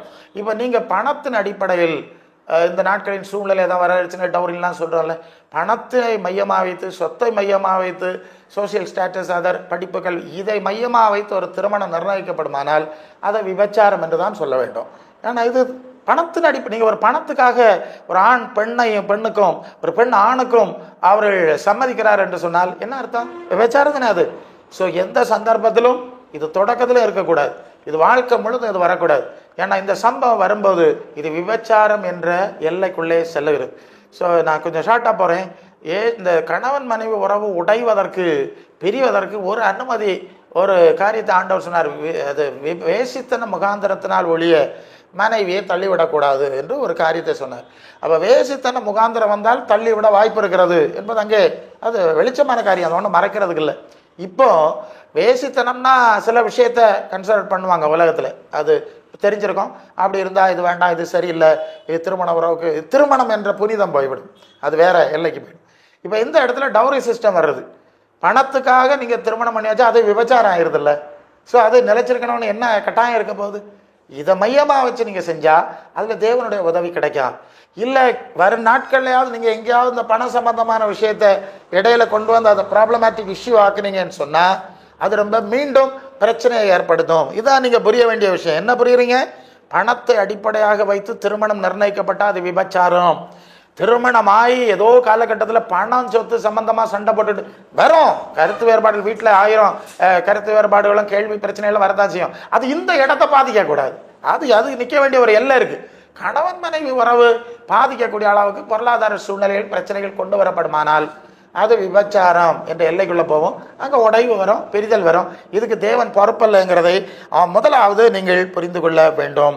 ரெண்டாவது, கணவன் மனைவி உறவு அது ஆண் பெண் என்ற நிலையில்தான் தேவன் கட்டளையிட்டிருக்கிறாரே தவிர அதற்கு வெளியே இருக்க முடியாது என்பதை மிக முக்கியமாக நீங்கள் கவனத்தில் கொள்ள வேண்டும். ஏன்னு சொன்னால் அதை நீங்கள் ரோமர் 1ஆம் அதிகாரம் 26, 27 வசனத்தில் நீங்கள் வாசிக்கும்போது ஆண்கள் பெண்களை சுவாபமாய் அந்த உறவுக்குள்ளே, ஆணுக்கு பெண் பாலியல் ரீதியிலும் சரி அந்த திருமண உறவின் அடிப்படை ஆண் பெண் என்ற அந்த 2 இடையில் தான் நிகழ வேண்டும். அதுதான் இயல்பு, சுவாபம். இதுக்கு வெளியே போய் ஆணோட ஆண் பெண்ணோட பெண்ணுன்னு சொல்லக்கூடிய அந்த ஓரின சேர்க்கை உலகம் முழுவதும் நடக்கிற பார்த்துட்டு இருக்கிறோம். இப்போ சட்ட அங்கீகாரம் கொடுக்கப்பட்டிருக்க பார்த்துட்டு இருக்கிறோம். அது உலக விவகாரம். ஆனால் தேவனுடைய பிள்ளைகள் தேவனுடைய திட்டத்தில் அப்படி கிடையாது. ஆண் பெண் என்ற கணவன் மனைவி உறவு தான் நியமிக்கப்பட்டிருக்கிறது என்பதை இந்த பகுதியிலேயே நான் உங்களோடு குறிப்பிட விரும்புகிறேன். ரெண்டாவது, அடுத்தது 1 கொரிந்தியர் 7ஆம் அதிகாரம் 4ஆம் வசனத்தில் அந்த கணவன் மனைவி உறவை குறித்து சொல்லும்போது, ஒரு கணவனுடைய சரீரத்திற்கு மனைவி பொறுப்பாளி, மனைவனுடைய சரீரத்துக்கு கணவன் பொறுப்பாளி. இந்த பொறுப்பு நிறைவேற்றப்படவில்லை என்று சொன்னால் அங்கேயும் வேசித்தனம் என்கிற ஒரு விபச்சாரம் என்கிற பாவத்தின் தன்மை அங்கே வருது. ஒரு கணவன் மனைவி உறவில் நீங்கள் அதற்குரிய நிலைகளை பேணவில்லை என்று சொன்னால் இதுவும், ஏன்னா அவங்க பணத்துக்கு தானே செய்கிறாங்க, அவங்க ஒருத்தர் மேல் ஒருத்தர் ஒரு ஒரு அது குறித்தே அல்லது அவருடைய பொறுப்பாய் செய்யலை. அது சொல்லுவாங்கள்ல, வாழ்விலும் தாழ்விலும் சுகத்திலும் சுகவீனத்திலும் மரணம் நம்மை பிரிக்கும் வரைன்னு தான் நம்ம சொல்கிறோம். திருமணத்தினுடைய அடிப்படை வாழ்வில் மட்டுமல்ல தாழ்விலும் கூட, சுகத்தில் மட்டுமல்ல சுகவீனத்திலும் கூட மரணம் பிரிக்கும். இதுதான் திருமணம். இப்போ நான் நேரமாக சொல்ல மாதிரி பணத்துக்காகவோ வேற காரியத்திற்காகவோ மட்டும் இருந்திருந்தால் அது பேர் திருமணம் அல்ல, அது வேற கேட்டகரி நம்ம சொல்லிட்டோம். திருமண பந்தத்துக்குள்ளே வரும்போது எல்லாவற்றிலும் ஒருவருக்கு ஒருவர் பொறுப்புள்ளவர்களாய் நடக்க வேண்டும். அதில் யார் பொறுப்பு இல்லாமல் நடக்கிறாங்களோ அவங்க மற்றவங்களை விபச்சாரிகள் ஆக்குறாங்கன்னு அர்த்தம் ஆகுது. சரியா? அது ஒரு பார்ட்னர் லைஃப்பில் ஏதோ ஒருத்தர் அவர் தன் பொறுப்பை நிறைவேற்றவில்லை என்று சொன்னால் மற்றவர் விபச்சாரி ஆக்குறாங்க. ஸோ இவங்க தான் காரணம் இல்லையா? ஒரு ஸ்திரீ எச்சையோடு பார்க்குற விபச்சாரம் செய்யுதுன்னு ஆண்டவர் சொன்னார். அப்போ மற்ற ஆண்களை விபச்சாரி ஆக்குகிற வேலையை இந்த பொம்பளை செய்கிறான்னு வருது இல்லை? அப்போ துர்ஜைக்கு எதுவாய் உடலை பேணாமல் இருந்து இயேசு கிறிஸ்துக்கிறப்ப உடை அணியணும்னு அடுத்த சப்ஜெக்ட் இருக்குது. இப்படி ஒவ்வொன்றுக்கும் தொடர்பு இருக்குது. பல வேளைகளில் இப்படிப்பட்ட தவறுகள் நடக்கிறதுனால தான் தேவ திட்டம் குடும்பங்களிலே நிறைவேறாமல் போய் பல குழப்பங்களும் கசப்புகளும் அதனால் குடும்ப வாழ்க்கையை பற்றிய வெறுப்புகளும் ஏற்படுது. இங்கே புரிச்சிருக்கேன்னு நினைக்கிறேன். ஸோ கணவன் மனைவியை நேசிக்க கடவன், மனைவி பயபக்தியாக இருக்க கடவுள். முதலாவது ஆதாம், ரெண்டாவது ஏவாள். ஆதாமுக்கு ஏவாள், ஏவாளுக்கு ஆதாம் இல்லை. நீங்கள் வேணால் சொல்லிக்கலாம் ஆணும் பண்ணும் சமம்னு சொல்லிக்கலாம், அது உங்கள் டாக்டரே சம்மதிக்க மாட்டார். ஆணும் பண்ணும் சமந்தான், என் புருஷன் சமந்தான நில்லம்மாங்க, உனக்கு கவுண்ட் வேறு, பிளட் கவுண்ட் வேறு, இங்கே வேறு, அதில் உனக்கு தர்ற மாதிரி தான் அவனுக்கு கொடுக்க முடியாது, அவனுக்கு கொடுக்க உனக்கு தர முடியாது. ஆனால் அவனே சம்மதிக்க மாட்டேங்கிறான். நீங்கள் பொய்யாக போட்டு எல்லாம் உலகத்தை குழப்பிட்டு இருக்கிறான் பிசாசு, நடக்காதில்ல. ஓகே, ஸோ அதுக்குள்ளே எல்லாம் போகாதுங்க. ஆணாயிரு, கணவன் கணவனாயிரு, பெண் பெண்ணாயிரு, மனைவி மனைவியாரு. மனைவி கணவனானா, கணவன் மனைவியானா, இந்த இது எல்லாம் நிறைய எத்தனையோ இருக்குது பாருங்க. இப்படி தானே உடச்சிடுறோம். அவர் சரியாக வச்சாலும் நம்ம வைக்க மாட்டோம்ல, அதை அப்படி இப்படி போட்டு உருட்டி, தேங்காவை நாய் உருட்டுற மாதிரி உருட்டி உடச்சிடும், இல்லாமக்கிடுவோம், தாறுமாறாக்கிடுறோம். சரி, நாம் தான் விழிப்பாக இருக்கணும். தேவன் நமக்கு உதவி செய்வாராக. அப்புறம் பிள்ளைகள். ஓகே, பிள்ளைகள் திருமணமானா பிள்ளை இருக்கணும். பிள்ளை இல்லைன்னா மனைவியை தள்ளிடுறான், ஒரு ப்ராப்ளம் இருக்குது, ஒரு நாளும் தள்ள முடியாது, பெரிய பாவம். அப்படி சொல்லலை, ஏற்ற துணையாக இருக்கணும், தோழியாக இருக்கணும், ஒருத்தருக்கு ஒருத்தர் பொறுப்பாக இருக்கணும். இதுதான் தேவனுடைய முதல் திட்டம். அதுக்கு பிறகுதான் நீங்கள் பலிகை பெருகி பூமியை நிரப்புங்கள் என்று சொல்லி 1:28 வச்சார். அப்புறம் இவங்க சாத்தான் சித்தம் செஞ்சதுனால நீங்கள் இனி பெருகும்போது வேதனையை பெருக பண்ணுவேன் என்று சொல்லி அதையும் கட்டுப்பாடு போட்டாருங்கிறது ஆதியாகமம் 3:16 நாம் படிக்கிறோம். ஆகவே இங்கே இந்த பிள்ளைகள் அவர் தந்தா வச்சுக்கிறோம். ஆபிரகாமுக்கு பிள்ளை இல்லாமல் இருந்திருக்கான், அவன் ஒரு சாராளை தள்ளிட்டானா? சகரியா அது யோவானுக்கு அப்பா இல்லையா, ஆசாரியன். எலிசபெத் மலடியா இருந்தா அவள் பிள்ளைகளா இருந்தா தள்ளிட்டான், அவன் தள்ளல இல்லை. அந்த மாதிரி மரபு இருக்க முடியாது, அது மிகப்பெரிய தவறு. கர்த்தர் தந்தா எடுத்துக்க, இருக்கிறவன் தோன்று முன்னமே பேரிடப்படுறான். ஆமாம், அது தேவன் தந்தா எடுத்துறோம், இல்லைன்னா விட்டுடுறோம். எனக்கு வாரிசு வேணும், இதுக்கு தான் திருமணம் பண்ணி வைக்கிறது பெரிய தப்பு, அப்படிலாம் செய்யாதுங்க. மகனோ மகளோ தனக்கு திருமணத்துக்குரிய மனோயியல் தகுதி இருந்தால் திருமணம் செய், உடலியல் தகுதி இருந்தால் செய், இல்லைன்னா திருமணம் இல்லாமல் இருந்து ஒன்றும். அது எனக்கு வாரிசு வேணும், உனக்கு வாரிசு உண்டாக்குறதுக்கெல்லாம் நீ இன்னொருத்தருக்கு வாழ்க்கையை அழிக்க முடியாது. நாங்கள் நிறைய இஷ்யூஸ் எல்லாம் நாங்கள் பார்த்துட்டு இருக்கிறோம். ஸோ இதனால பல குழப்பங்கள் ஏற்படுகிறது என்பதை நீங்கள் அறியணும். திருமணத்துக்கு தகுதி உள்ளவள் பண்ணு, இல்லைன்னா அண்ணகர்லாம் இருங்க. அண்ணகர்லாம் இருக்கிறவர்களுக்கு நல்ல கீர்த்தியை கொடுக்குறேன். ஏசுனாருக்கு பிள்ளை இல்லை, பிள்ளைக்கு பிள்ளை இல்லை, பவுலுக்கு பிள்ளை இல்லை, பிள்ளைக்கு பிள்ளை இல்லை, பர்னபாவுக்கு இல்லை. என்ன கெட்டு போச்சான், என்ன குறைஞ்சு போச்சான், ஒன்றும் குறைஞ்சு போகல, நமக்கு தான் பிரச்சனை. ஸோ இப்படி தேவையில்லாத எல்லைக்குள்ளே போய் அநேக குழப்பம். கடைசியாக ஒரு விஷயத்தை சொல்வார். அதாவது 1 Corinthians 7:29-31 வரை வரும்போது, மனைவிகள் உள்ளவர்கள் இல்லாதவர்கள் போலவும், இந்த உலகத்தை அனுபவிக்கிறவர்கள் அனுபவியாதவர்கள் போலவும் இருக்க வேண்டும். இந்த உலகத்தின் வேஷம் கடந்து போகுது. திருமண உறவு தேவனால் நியமிக்கப்பட்டிருக்கிறது, அதனுடைய எல்லா நிலைகளையும் நாம் ஏற்கிறோம், சந்தேகம் இல்லை. ஆனால் அதுக்குரிய எல்லை இல்லாத இருந்தால் பார்த்தாதான். இது எத்தனையோ திருமண உறவுகள், கணவன் போனார், மனைவி போனார், 2 பேரும் போனாங்க, கடந்து தானேங்க போயிட்டு இருக்கோம். இவ்வளவு ஏன் போட்டு ரோட்டில் போட்டு இழுக்கிறீங்க இப்படி பார்க்குறீங்கல்ல? திருமண வீடுகள் எல்லாம் என்ன நடக்குது? திருமணத்துக்கு முன்னாலே அந்த பொம்பளை ஒரு கற்புள்ள குடும்ப சரியா வாழ விடுங்க. ஏன் சினிமா நடிகையா போட்டீங்க ரோட்ல? அந்த பையனை ஒரு நல்ல கற்புள்ள கணவனா நீங்க வாழ விடுங்க. அவனை நடிகனாகி ரோட்ல விட்டு அப்புறம் அவங்க வாழ்க்கை எப்படி இருக்கும்? வாழ்க்கை நடிப்பா தாங்க இருக்கும். கொஞ்ச காலம் மனைவியுமா, அப்புறம் சகோதரியுமா, அப்புறம் தோழின்னு சொல்லும் இல்ல, பார்த்துட்டு இருக்கோம்ல. நம்ம தான் இதெல்லாம் கெடுத்து போட்டோம். இதெல்லாம் விட்டுட்டு இந்த திருமணத்துக்குரிய அடிப்படை சரியாய் புரிந்து கொண்டு நாம செயல்பட்டா அதை புனிதமாய் ஏற்படுத்தின தேவன் அதை புனிதமாய் பாதுகாத்து அதை புனிதமாய் முடித்து வைப்பார். இனி இயேசு வருகிறாராம். இயேசுக்கு நாம் மணவாட்டிகளாக இருக்க வேண்டும் என்கிற ஒரு நிலையை நாம பைபிளில் நாம படிக்கிறோம். அப்போ இயேசு மணவாளன் மணவாட்டி என்கிற அளவுக்கு திருமணம் ஆதியாமத்திலிருந்து ஆரம்பிச்சு இங்க வர போனா, அதுக்கடையில திருமணம் அது வேற விதமான அசுசியானது. இப்போ ஏனோக்கு தேவனோடு சஞ்சரித்து கொண்டிருந்திருக்கான் திருமணமானவன், நோவா சஞ்சரிச்சிருக்கான், மோசே, அப்போஸ்தலர்கள் எல்லாரும் மனைவிகளோட ஊழியம் செஞ்சிருக்காங்கிற குறிப்பு நம்மிடத்தில் இருக்கிறது. இதெல்லாம் பேசுறது தப்பு. அண்ணகர்கள் அண்ணக அழைப்பில் இருக்கட்டும், அவங்க அழைப்பு வேலை செய்யட்டும். திருமண ரீதி கலைக்கப்பட்டவர்கள் கண்டிப்பா அப்படியே செய்யட்டும். இவங்க அந்த பக்கம் போனா இதுவும் பிரச்சனை தான். 2 பேரும் தேவ சித்தத்தை நிறைவேற்றட்டும். திருமணமானவர்களானாலும் சரி, ஆகாதவர்களானாலும் சரி, எல்லாருமே நம்முடைய ஆண்டவரின் மணவாட்டிகளாய் நம்ம மத்திய ஆகத்தில் போகணும். அவரோடு கூட என்னென்ன இருக்கணும். புதிய எருசலேமில் ஆட்சி செய்வார். இதுதான் நமக்கு முக்கியம். ஆகவே இந்த விஷயத்தை புரிந்து கொண்டிருப்பீர்கள். கர்த்தர் உங்களுக்கு உதவி செய்வார். நன்றி. இப்போ நம்ம 4வது கேள்விக்கு போகலாம் பாஸ்டர். இந்த தசம பாகம் இருக்கு இல்லையா, உலகம் மொத்தமே கிறிஸ்தவ வட்டாரத்தில் ஒவ்வொரு டினாமினேஷனில் ஒவ்வொரு மாதிரி இருக்கு. இப்போ நிறைய இடத்துல இந்த காணிக்கையை குறித்து தசம பாகத்தை, அதுவும் குறிப்பாக தசம பாகம் காணிக்கைகளில், இப்போ சிஎஸ்ஐயில் நாங்கள் சின்ன வயசில் இருந்தப்போ வருஷத்துக்கு எப்படி நிறைய கவர்ஸ் வரும். அதை நம்பர்ஸ் இப்போ எனக்கு ஞாபகம் இல்லை, நிறைய கவர்ஸ் உண்டு. இப்போ ஆர்சிலையும் வந்து ஒய்ஃப் சொல்லுவாங்க, அவங்களுடைய அம்மா வந்து ஆர்சி பேக்ரவுண்டு. பெந்தகோஸ்து சபை சொல்லவே வேணாம், ஒவ்வொரு சர்வீஸ்லையும் காணிக்கையை பற்றி பேசுவாங்க. அதுவும் மெயினாக இந்த தசம பாகம் குறித்து இல்லையா. அப்போது தசம பாகம் ஆக்சுவலாக புதிய ஏற்பாட்டில் இருக்கா இல்லையா, அதை நம்ம செலுத்த வேண்டியது அவசியமா இல்லையாங்கிறத அது கொஞ்சம் சொல்லுங்க பாஸ்டர். அதே மாதிரி இந்த காணிக்கையை குறித்து இப்போ நமக்கு நீங்கள் அதிகமாக இயேசு கிறிஸ்துவனுடைய போதனைகளை மையப்படுத்தி தான் உங்களுடைய மெசேஜ் இருக்கு. நீங்கள் அவர் என்னதான் சொல்றாரு காணிக்கையை குறித்து புதிய ஏற்பாடில், இல்லை அவர் இல்லைன்னா அந்த அப்போஸ்தலர் உபதேசம் என்ன நமக்கு சொல்லி கொடுக்குது, நாம் என்ன செய்யணுங்கிறத அது கொஞ்சம் விளக்கமாக சொன்னீங்கன்னா நல்லா இருக்கும் பாஸ்டர். தேவனுக்கு மகிமை உண்டாவதாக. நாம் இப்போது நீங்கள் வைக்கிற அடுத்த கேள்விக்கு விடை பார்க்கிறோம். அது என்ன கேள்வி? தசம பாகம் பைபிளில் இருக்குதா, புதிய ஏற்பாட்டில் என்ன சொல்லியிருக்கு என்கிற காரியத்தை கேட்கிறீர்கள். நாம் அதை சிந்திக்கிறோம். தேவன் நமக்கு உதவி செய்யட்டும். முதலாவது தசம பாகம் என்றால் என்ன என்பதை நாம் புரிந்து கொள்ள வேண்டும். அது லேவியர் 27ஆம் அதிகாரம் 30வது வசனத்திலே தசம பாகம் கர்த்தருக்கு பரிசுத்தமானது, அதை லேவியருக்கு கொடுக்கணும், காணிக்கையை கொடுக்கணும் என்கிற வசனத்தை பார்க்குறோம். அது லேவியர் 18:21 அது லேவியின் புத்திரத்தில் கொடுக்கணும். ஏன் கொடுக்கணும்னு, அவங்களுக்கு பங்கு சுதந்திரம் கிடையாது. இஸ்ரவேல் தேசத்தை 10 பங்காக தான் பிரிக்கணும், லேவி 11 பங்காக தான் பிரிக்கணும். லேவி கோத்திரத்துக்கு கொடுக்க வேண்டாம்.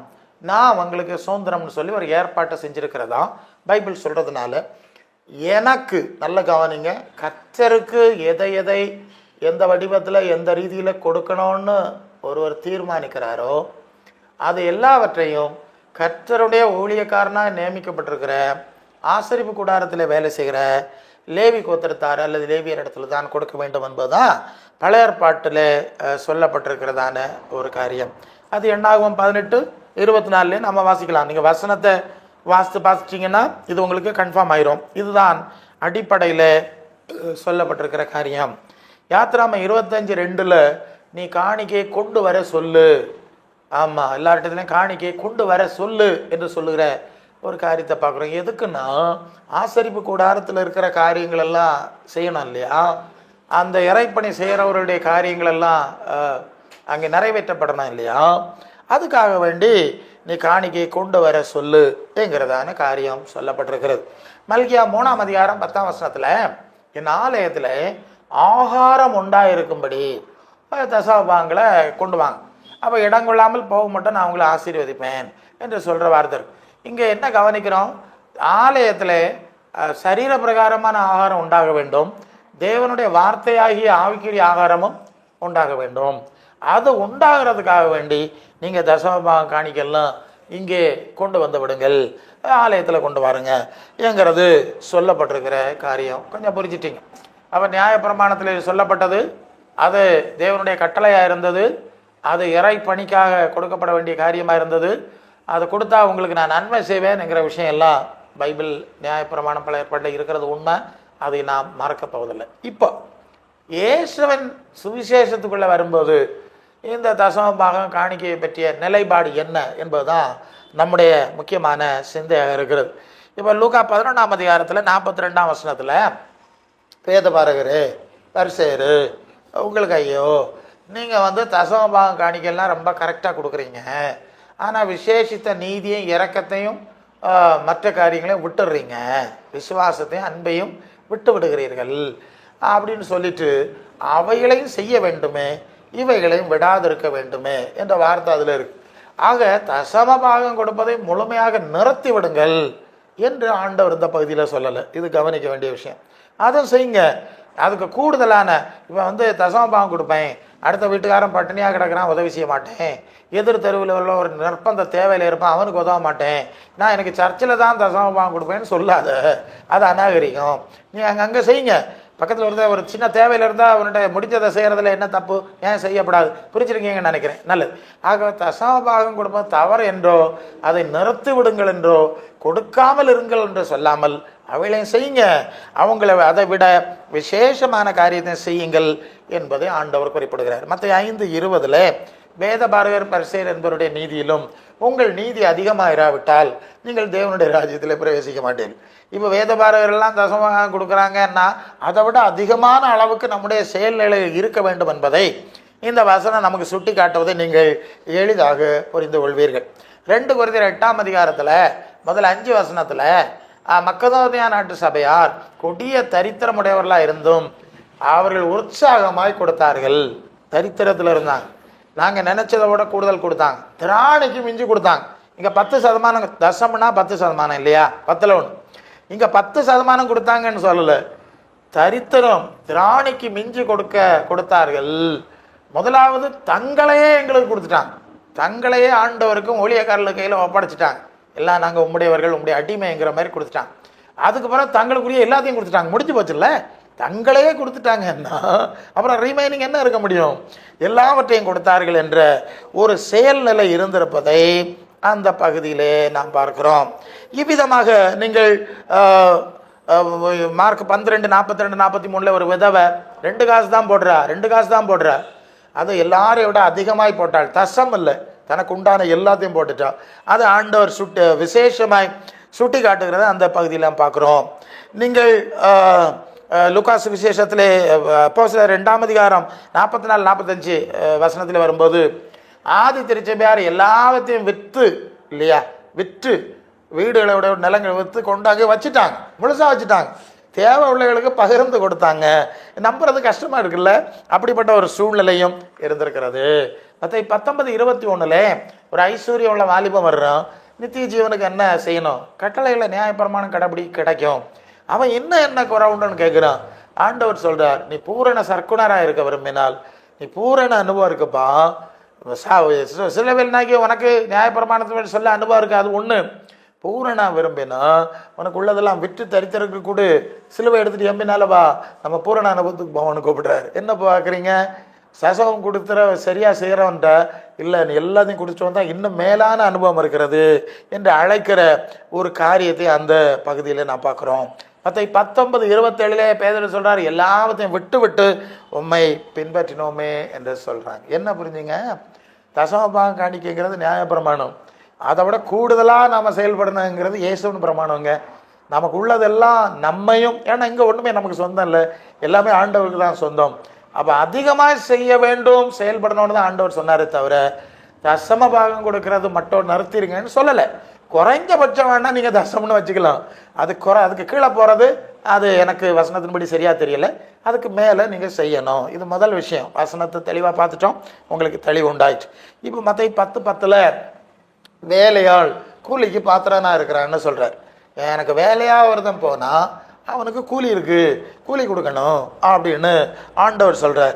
இப்போ இந்த கூலி தான் பழைய ஏற்பாட்டில், இந்த கூலியை தான் தசமபாகம் காணிக்கையெல்லாம் நீங்கள் ஊழியக்காரனுக்கு அல்லது லேவி கோத்திரத்தாருக்கு கொடுங்க என்று சொல்கிற விஷயத்தில் அங்கே சொல்லுகிற ஒரு காரியத்தை கொடுக்கும்படி சொல்லுகிற ஒரு காரியத்தை நாம் பார்க்குறோம். அதே விதமாக தான் இப்போது புதிய சூழ்நிலைக்குள்ளே வரும், புதிய நியமம், புதிய ஏற்பாட்டு சூழ்நிலைக்குள்ளே வரும்போதும் அதை கலாத்தியர் 6:6 போதிக்கிறவனுக்கு போதிக்கப்படுகிறவன் தன்னுடைய எல்லா நன்மைகளிலும் பகிர்ந்து கொடுக்கிறவன். சரியா? பாஸ்டர் போதிக்கிறவன் இருக்கான்ல, அவனுக்கு எல்லாத்துலேயும் ஷேர் கொடு. எப்படி இருக்கு யோசித்து பாருங்க. யாருக்குறைய பிள்ளைகளுக்கு கொடுக்குற மாதிரி ஆயிடுது இல்லை, எல்லாத்துலேயும் பங்கு கொடு. தசம் கொடுங்கிறது இருக்குல்ல, ஆமாம், எல்லாவற்றிலையும் பங்கு கொடுன்னு சொல்லக்கூடிய எவ்வளோ ஆழத்துக்குள்ளே போகிறீங்க. எல்லாத்துலேயும் ஊழியக்காரனுக்கு அவனுக்கு இதில் பங்கு கொடு. அதுக்கு என்ன காரணம்னு கேட்டால், நீங்கள் 1 கொரிந்தியர் 9:11 நாங்கள் உங்களுக்கு ஞான நன்மைகளை விதைத்திருக்க நீங்கள் சரீர நன்மைகளை விதைத்தால் அது அது பெரிய காரியமானு கேட்குறார். நீங்கள் நாங்கள் உங்களுக்கு பரலோகத்துக்கு போகிற காரியங்கள் எல்லாம் தரோம்ல. உங்களுக்கு கூலி வேலைக்கு வர்றான், ஒரு வேலைக்கு வந்தால் அவனுக்கு 1000 ரூபா சம்பளமாக, இப்போ ஏதோ குறைஞ்ச சம்பளம் இருக்குது. இன்னொரு இடத்துல போனால் ஒவ்வொன்றுக்கும் இவ்வளவுன்னு இருக்குது. இவ்வளவு கட்டி வச்சாதான் இதை செய்வோம், இவ்வளவு கட்டி வச்சாதான் ஸ்கூலில் ஏற்றுவோம், அப்படிலாம் நிறைய கண்டிஷன்ஸ் வைக்கிறாங்க. எல்லாம் நிறைய செய்கிறாங்க, தாராளம் செய்கிறாங்க, கட்டம் வாங்கி எல்லாம் கண்மூடித்தனமாக செஞ்சிடறாங்க. செஞ்சு தான் ஆகணும், வேறு வழி இல்லை, காரியம் நடக்காது. மண்ணுக்கு போகிற வாழ்க்கைங்க, மலர் விளையத்தில் மண்ணில் வைக்கிற வாழ்க்கை, அது வரைக்கும் நடக்கிற காரியத்துக்கு நீங்கள் இவ்வளவு கவனமாக அதை கொடுத்து இவ்வளவு கொடுக்கணும் நடக்கணும் நீங்கள் தீவிரப்பட்டா நித்திய ஜீவனுக்கு உங்களுக்கு வழி நடத்துகிறான்ல. நித்திய ஜீவன், பரலோக ராஜ்யம், முடிவில்லாத மகிழ்ச்சியான வாழ்வு, புதிய சரீரம், அதுக்கு வேலை செய்கிறான்ல. அந்த ஊழியக்காரங்க என்ன கொடுக்கணும்? அது பிரசங்கியாருக்கு இவ்வளோ காணிக்க கொடுக்கணுமா? 100 ரூபா கொடுத்தா போதாதா? 200 கொடுத்தா போதாதான்? கூலிக்காரனுக்கு இது நான் இதெல்லாம் எங்களுக்கெல்லாம் அந்த மாதிரி காணிக்கைன்னு பேசுறது அவ்வளோ விருப்பம் கிடையாதுங்க. ஆனால் தேவனுடைய மனநிலையை சொல்கிறேன்ல, அவர் மனுஷன் முகத்தை பார்க்குறான், அவர் இருதயத்தை பார்க்குறாரு. என்ன தான் நீங்கள் முகஜாலம் எங்கள்கிட்ட பண்ணினாலும் மனசில் என்ன இருக்குது? நீங்கள் என்ன எவ்வளோ கனம் பண்ணுறீங்க, என் ஊழியக்காரில் எவ்வளோ கனம் பண்ணுறீங்க, உலகத்தை எவ்வளோ கனம் பண்ணுறீங்க, உலகத்தின் ஊழியக்காரனை எவ்வளோ கனம் பண்ணுறீங்கன்னு அவர் பார்ப்பார்ல, பார்க்கணும்ல. ஓகே, ஆக இப்போ இந்த காணிக்கை அல்லது தசம பாகங்கிறது அதை பற்றி உங்களுடைய மனநிலை உங்களுக்கு ஒரு தெளிவு கிடச்சிருக்கோம். இனி இயல்பாகவே நீங்கள் சிந்தித்து சரியான முடிவுக்கு வர முடியும். 1 தீமோத்தேயு 6:17-18 ஐஸ்வர்யவான்களுக்கு புத்தி சொல்லணும் சொல்லியிருக்கு. எங்களுக்கு என்ன சொல்லணும்? நீ நித்திய ராஜ்யத்தில், அதாவது பரலோகத்தில் இந்த பொக்கிஷங்களை சேர்த்து வைக்கும்படி, வருங்காலத்துக்கு நல்ல ஆதாரத்தை பரலோகத்தில் சேர்த்து வைக்கும்படி நீ தாராளமாக கொடுக்கணும், உதார குணமுள்ளவனாக இருக்கணும் இல்லையா? அப்படி கொடுக்கறதுல ஐஸ்வர்யவானமாக இருக்கும்படி அவனுக்கு கட்டளையிடணும். ஏன்னா இதெல்லாம் கர்த்தர் கொடுக்குறது, இது எல்லாவற்றையும் கொடுக்குற தேவனுக்காக நீ கொடுக்கறதுல கவனமாக இருக்கணும்னு அவனுக்கு போதிக்கணும்னு சொல்லியிருக்கு. இப்போ புரியுதா? இங்கே தசம்னு சொல்லலைங்க, தாராளம்னு சொல்லியிருக்கு. தெளிவாக சொன்னால் பரலோகத்தில் உனக்கு எவ்வளோ பொக்கிஷம் சேரணுமோ அதை கேற்ப கொடு. மற்ற 6:20-21 பரலோகத்திலே பொக்கிஷத்தை சேர்த்து வைங்க, பூலோகத்தில் சேர்த்து வச்சா எல்லாம் போட்டுட்டு போகணும், அங்கே சேர்த்து வைங்க. அதனால பரலோகத்தில் பொக்கிஷம் எப்படிங்க சேர்ப்பீங்க? பரலோகத்தில் பொக்கிஷம் எப்படி சேர்ப்பீங்க? நீங்கள் தேவனுக்கும் தேவனுடைய ராஜ்யத்துக்கும் தேவனுடைய காரியத்துக்கும் பிறருடைய நன்மைக்கும் என்னெல்லாம் செய்வீங்களோ அதுதானே பரலோகத்தில் பொக்கிஷத்தை செய்கிறோம். அதுதானே முக்கியம், வேறு வழி இல்லைல்ல. அப்போ உண்மையிலே ஒரு ஆள் பரலோகத்துக்கு போகிற நிச்சயம் உள்ளவராக இருந்தால் அவர் இந்த மாதிரிலாம் தசமா சதமானலாம் குழப்ப மாட்டாருங்க. அதெல்லாம் பிரச்சனை இல்லை, என்னால் எவ்வளோ முடியுமோ அதை செய்வேன், முழு மனசோடு செய்வேன். இதான முக்கியம். நானே பரலோகத்துக்கு போக மாட்டேன், பின்ன எதுக்குங்க நான் பரலோகத்தில் பொக்கிஷம் சேர்க்கணும்? இப்படி தான் அநேகர் உள்ளுக்குள்ள வெளியே சொல்ல மாட்டான். நானே பரலோகம், ஏன்னா எங்கள்கிட்ட சிலர்லாம் கேட்டுவாங்க, பரலோகம் எங்கே இருக்குது பிரசங்க யாரே நீர் கண்டீரா? இப்படிப்பட்டான் பரலோகத்துக்கு பொக்கிஷம் சேர்த்து வைப்பானா? அவன் கொடுக்க மாட்டான். அவன் சண்டை போடுவான், தசம் கொடுக்கணுமோ சதம் கொடுக்கணுமோ, இப்படிலாம் சண்டை போடுறது இவங்க தான் போடுவாங்க, மற்றவங்க போட மாட்டாங்க. நீங்கள் அதை மனசில் புரிந்து கொள்ள வேண்டும். சரி, இப்போ இப்படி பரலோகத்தில் ஒரு சம்பவத்தை சொல்லி நான் முடிக்கிறேன். இதில் ஒரு ஊழியக்காரரோடு சமீபத்தில் பேசிகிட்டு இருந்தேன். ரொம்ப காலம் ஊழிய சூழ்நிலையில் இருந்தவர், இப்போ முதிர்ந்த சூழ்நிலையில் இருக்கிறார். நாங்கள் பேசிகிட்டு இருந்தோம் லைவாக சமீபத்தில். அப்போ அவர் ஒரு காரியம் சொன்னார், ஆண்டவர் எனக்கு பல தரிசனங்களை சொப்பனங்களை எல்லாம் கொடுத்துருக்கிறார், பரலோக தரிசனங்கள் எல்லாம் பார்த்துருக்கிறேன் என்று சொல்லி ஒரு சம்பவத்தை அவர் சொன்னார். அது நான் ஒரு சொப்பனத்தில் ஒரு இடத்துக்கு போகிறேன், பரலோகம் தங்க தர இப்படி இருக்குது மகிமையாக இருக்குது போகிறேன். அப்போ ஒரு தேவதூதன் கூட்டிகிட்டு போனானோ, இதுதான் உனக்குள்ள இடம்னு காண்பிச்சு கொடுக்குறானோ. அப்போ அங்கே பார்த்தா நான் போனேன், அருமையாக இருக்குது, ஒரு பெரிய சிங்காசனம் தங்க சிங்காசனம் மாதிரி ஒன்று இருக்குதான், மகிமையாக இருக்கான். இதுக்கு மேலே தங்க கலரில் பிரகாசிக்கக்கூடிய நிறைய வரவு கட்டு இருக்குதான். கவனிங்க, அவர் சொன்னது வேடிக்கையாக இருந்து. அதுக்கு மேலே கொஞ்சம் தங்க கலரில் வரவு கட்டுருக்கு. என்னது, பரலோகத்தில் தங்க நிறத்தில் வரவு கட்டு கொண்டு வச்சு இருக்குது. இதெல்லாம் புதிய மகிமை டெக்கரேஷனாக இருக்குல்ல. இந்த ஊரில் எல்லாம் இந்த மரத்தை பழைய மரத்துக்கு வேறு எல்லாம் எடுத்துக்கொண்டு வச்சு பெயிண்ட் அடித்து வைக்கிறாங்க. ஆமாம், அது ஒரு ஷோ. இது மாதிரி இதனடா பரலோகத்தில் எப்படி வச்சுருக்கான், இந்த வரவு கட்டையை கொண்டு தங்க கலரில் வச்சுருக்கு. ஸோ அது தேவதூதன்ட்ட கேட்டால் இது என்னன்னு கேட்டான், இது நீ ஆண்டவருக்கு செய்த ஊழியம் அப்படின்னு. அப்போ தான் இவர் நினச்சி பார்க்குறார், நான் ஊழியத்தின் ஆரம்ப காலத்தில் அந்த பக்கத்தில் ஒரு ஜப வீடு இருந்து அங்கே விரவு கிடையாது. நான் காலையில் என்னுடைய சைக்கிளில் ஒரு கட்டு விரவு எடுத்து வச்சு அவங்களுக்கு கொடுத்துட்டு தான் நான் மற்ற காரியத்துக்கு போவேன். இப்படி தான் தினம் செய்வேன். வருஷங்கள் ஆயிடுச்சு. ஆண்டவர் அந்த வரவு கட்டைகளை கூட மறக்கலை, அந்த சுள்ளி கம்பையும் மறக்கலை. அதை அதை மகிமையாக்கி எனக்கு ஞாபகமாக, இதெல்லாம் நீ கொடுத்தது தானே உனக்கு ஞாபகமாக இருக்கட்டும் அப்படின்னு வச்சிருக்காருன்னு சொல்லி அந்த காட்சியை சொன்னார். சரி, அப்போ பரலோகத்தில் பொக்கிஷத்தை பரலோகத்துக்கு போகிறவங்க பொக்கிஷம் சேர்க்குறவங்க எப்படி சேர்ப்பாங்கங்கிறது உங்களுக்கு இப்போ ஒரு ஐடியா கிடச்சிருக்கோம். இனி தசம் சதம் நீங்கள் சண்டை போட மாட்டீங்கல்ல. சரி, முழு மனசோடு உற்சாகமாக உங்களை கர்த்தருக்கு கொடுங்க. மக்கத்தோனி நாட்டு சபையார் முதலாவது அவர்களை அப்போஸ்தலர்கள் கொடுத்த தங்களை கொடுத்தார்கள், அதுக்கு பிறகு தங்களுக்கு உரிய வேலை கொடுத்தாங்க. நீ தங்களுக்கு உரிய வேலை கொடுத்துட்டு ஒன்றை கொடுக்காம இருக்காது. பூமியில் உயர்ந்த ஸ்தானம் ஏறுறதுக்கு பேங்க் மாதிரி இதை நினச்சிடாத. அதை நான் சொல்லிடுறேன். யோவான் 14:27, உலகம் கொடுக்குற அப்புறம் இந்த உலகத்தில் நான் தரப்போகிறது கிடையாது, மகிமையிலே நிறைவாக்குவேனா. இங்கே அவசியமானது நீ எவ்வளவு கோடி கொடுத்தாலும் இங்கே உனக்கு அவசியமானதான் தருவேன். மிஞ்சி தந்தா நீ பரலோகத்தை இழந்துருவா இல்லையா, நீ மகிமை இழந்து மண்ணுக்கு போயிடுவா இல்லையா, சிந்தை இங்கே போயிடும் இல்லையா, அதெல்லாம் உன்னை தந்து கெடுக்க மாட்டேன்.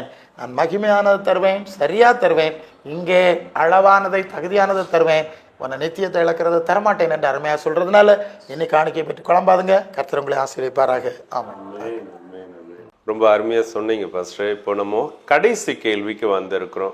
இந்த கேள்வி என்னன்னா, ஜெபம் இருக்கு இல்லையா, இப்போ ஜெபத்தை குறித்து உங்களுடைய கருத்து என்ன, நீங்க என்ன சொல்றீங்க ஜெபத்தை குறித்து? ஏன்னா இதுவுமே ஆல் ஓவர் த வேர்ல்டு என்னுடைய பகுத்தறிவில் நான் பார்த்து எனக்கு ஒரு ரிசர்ச் அப்படின்னு சொல்லலாம்.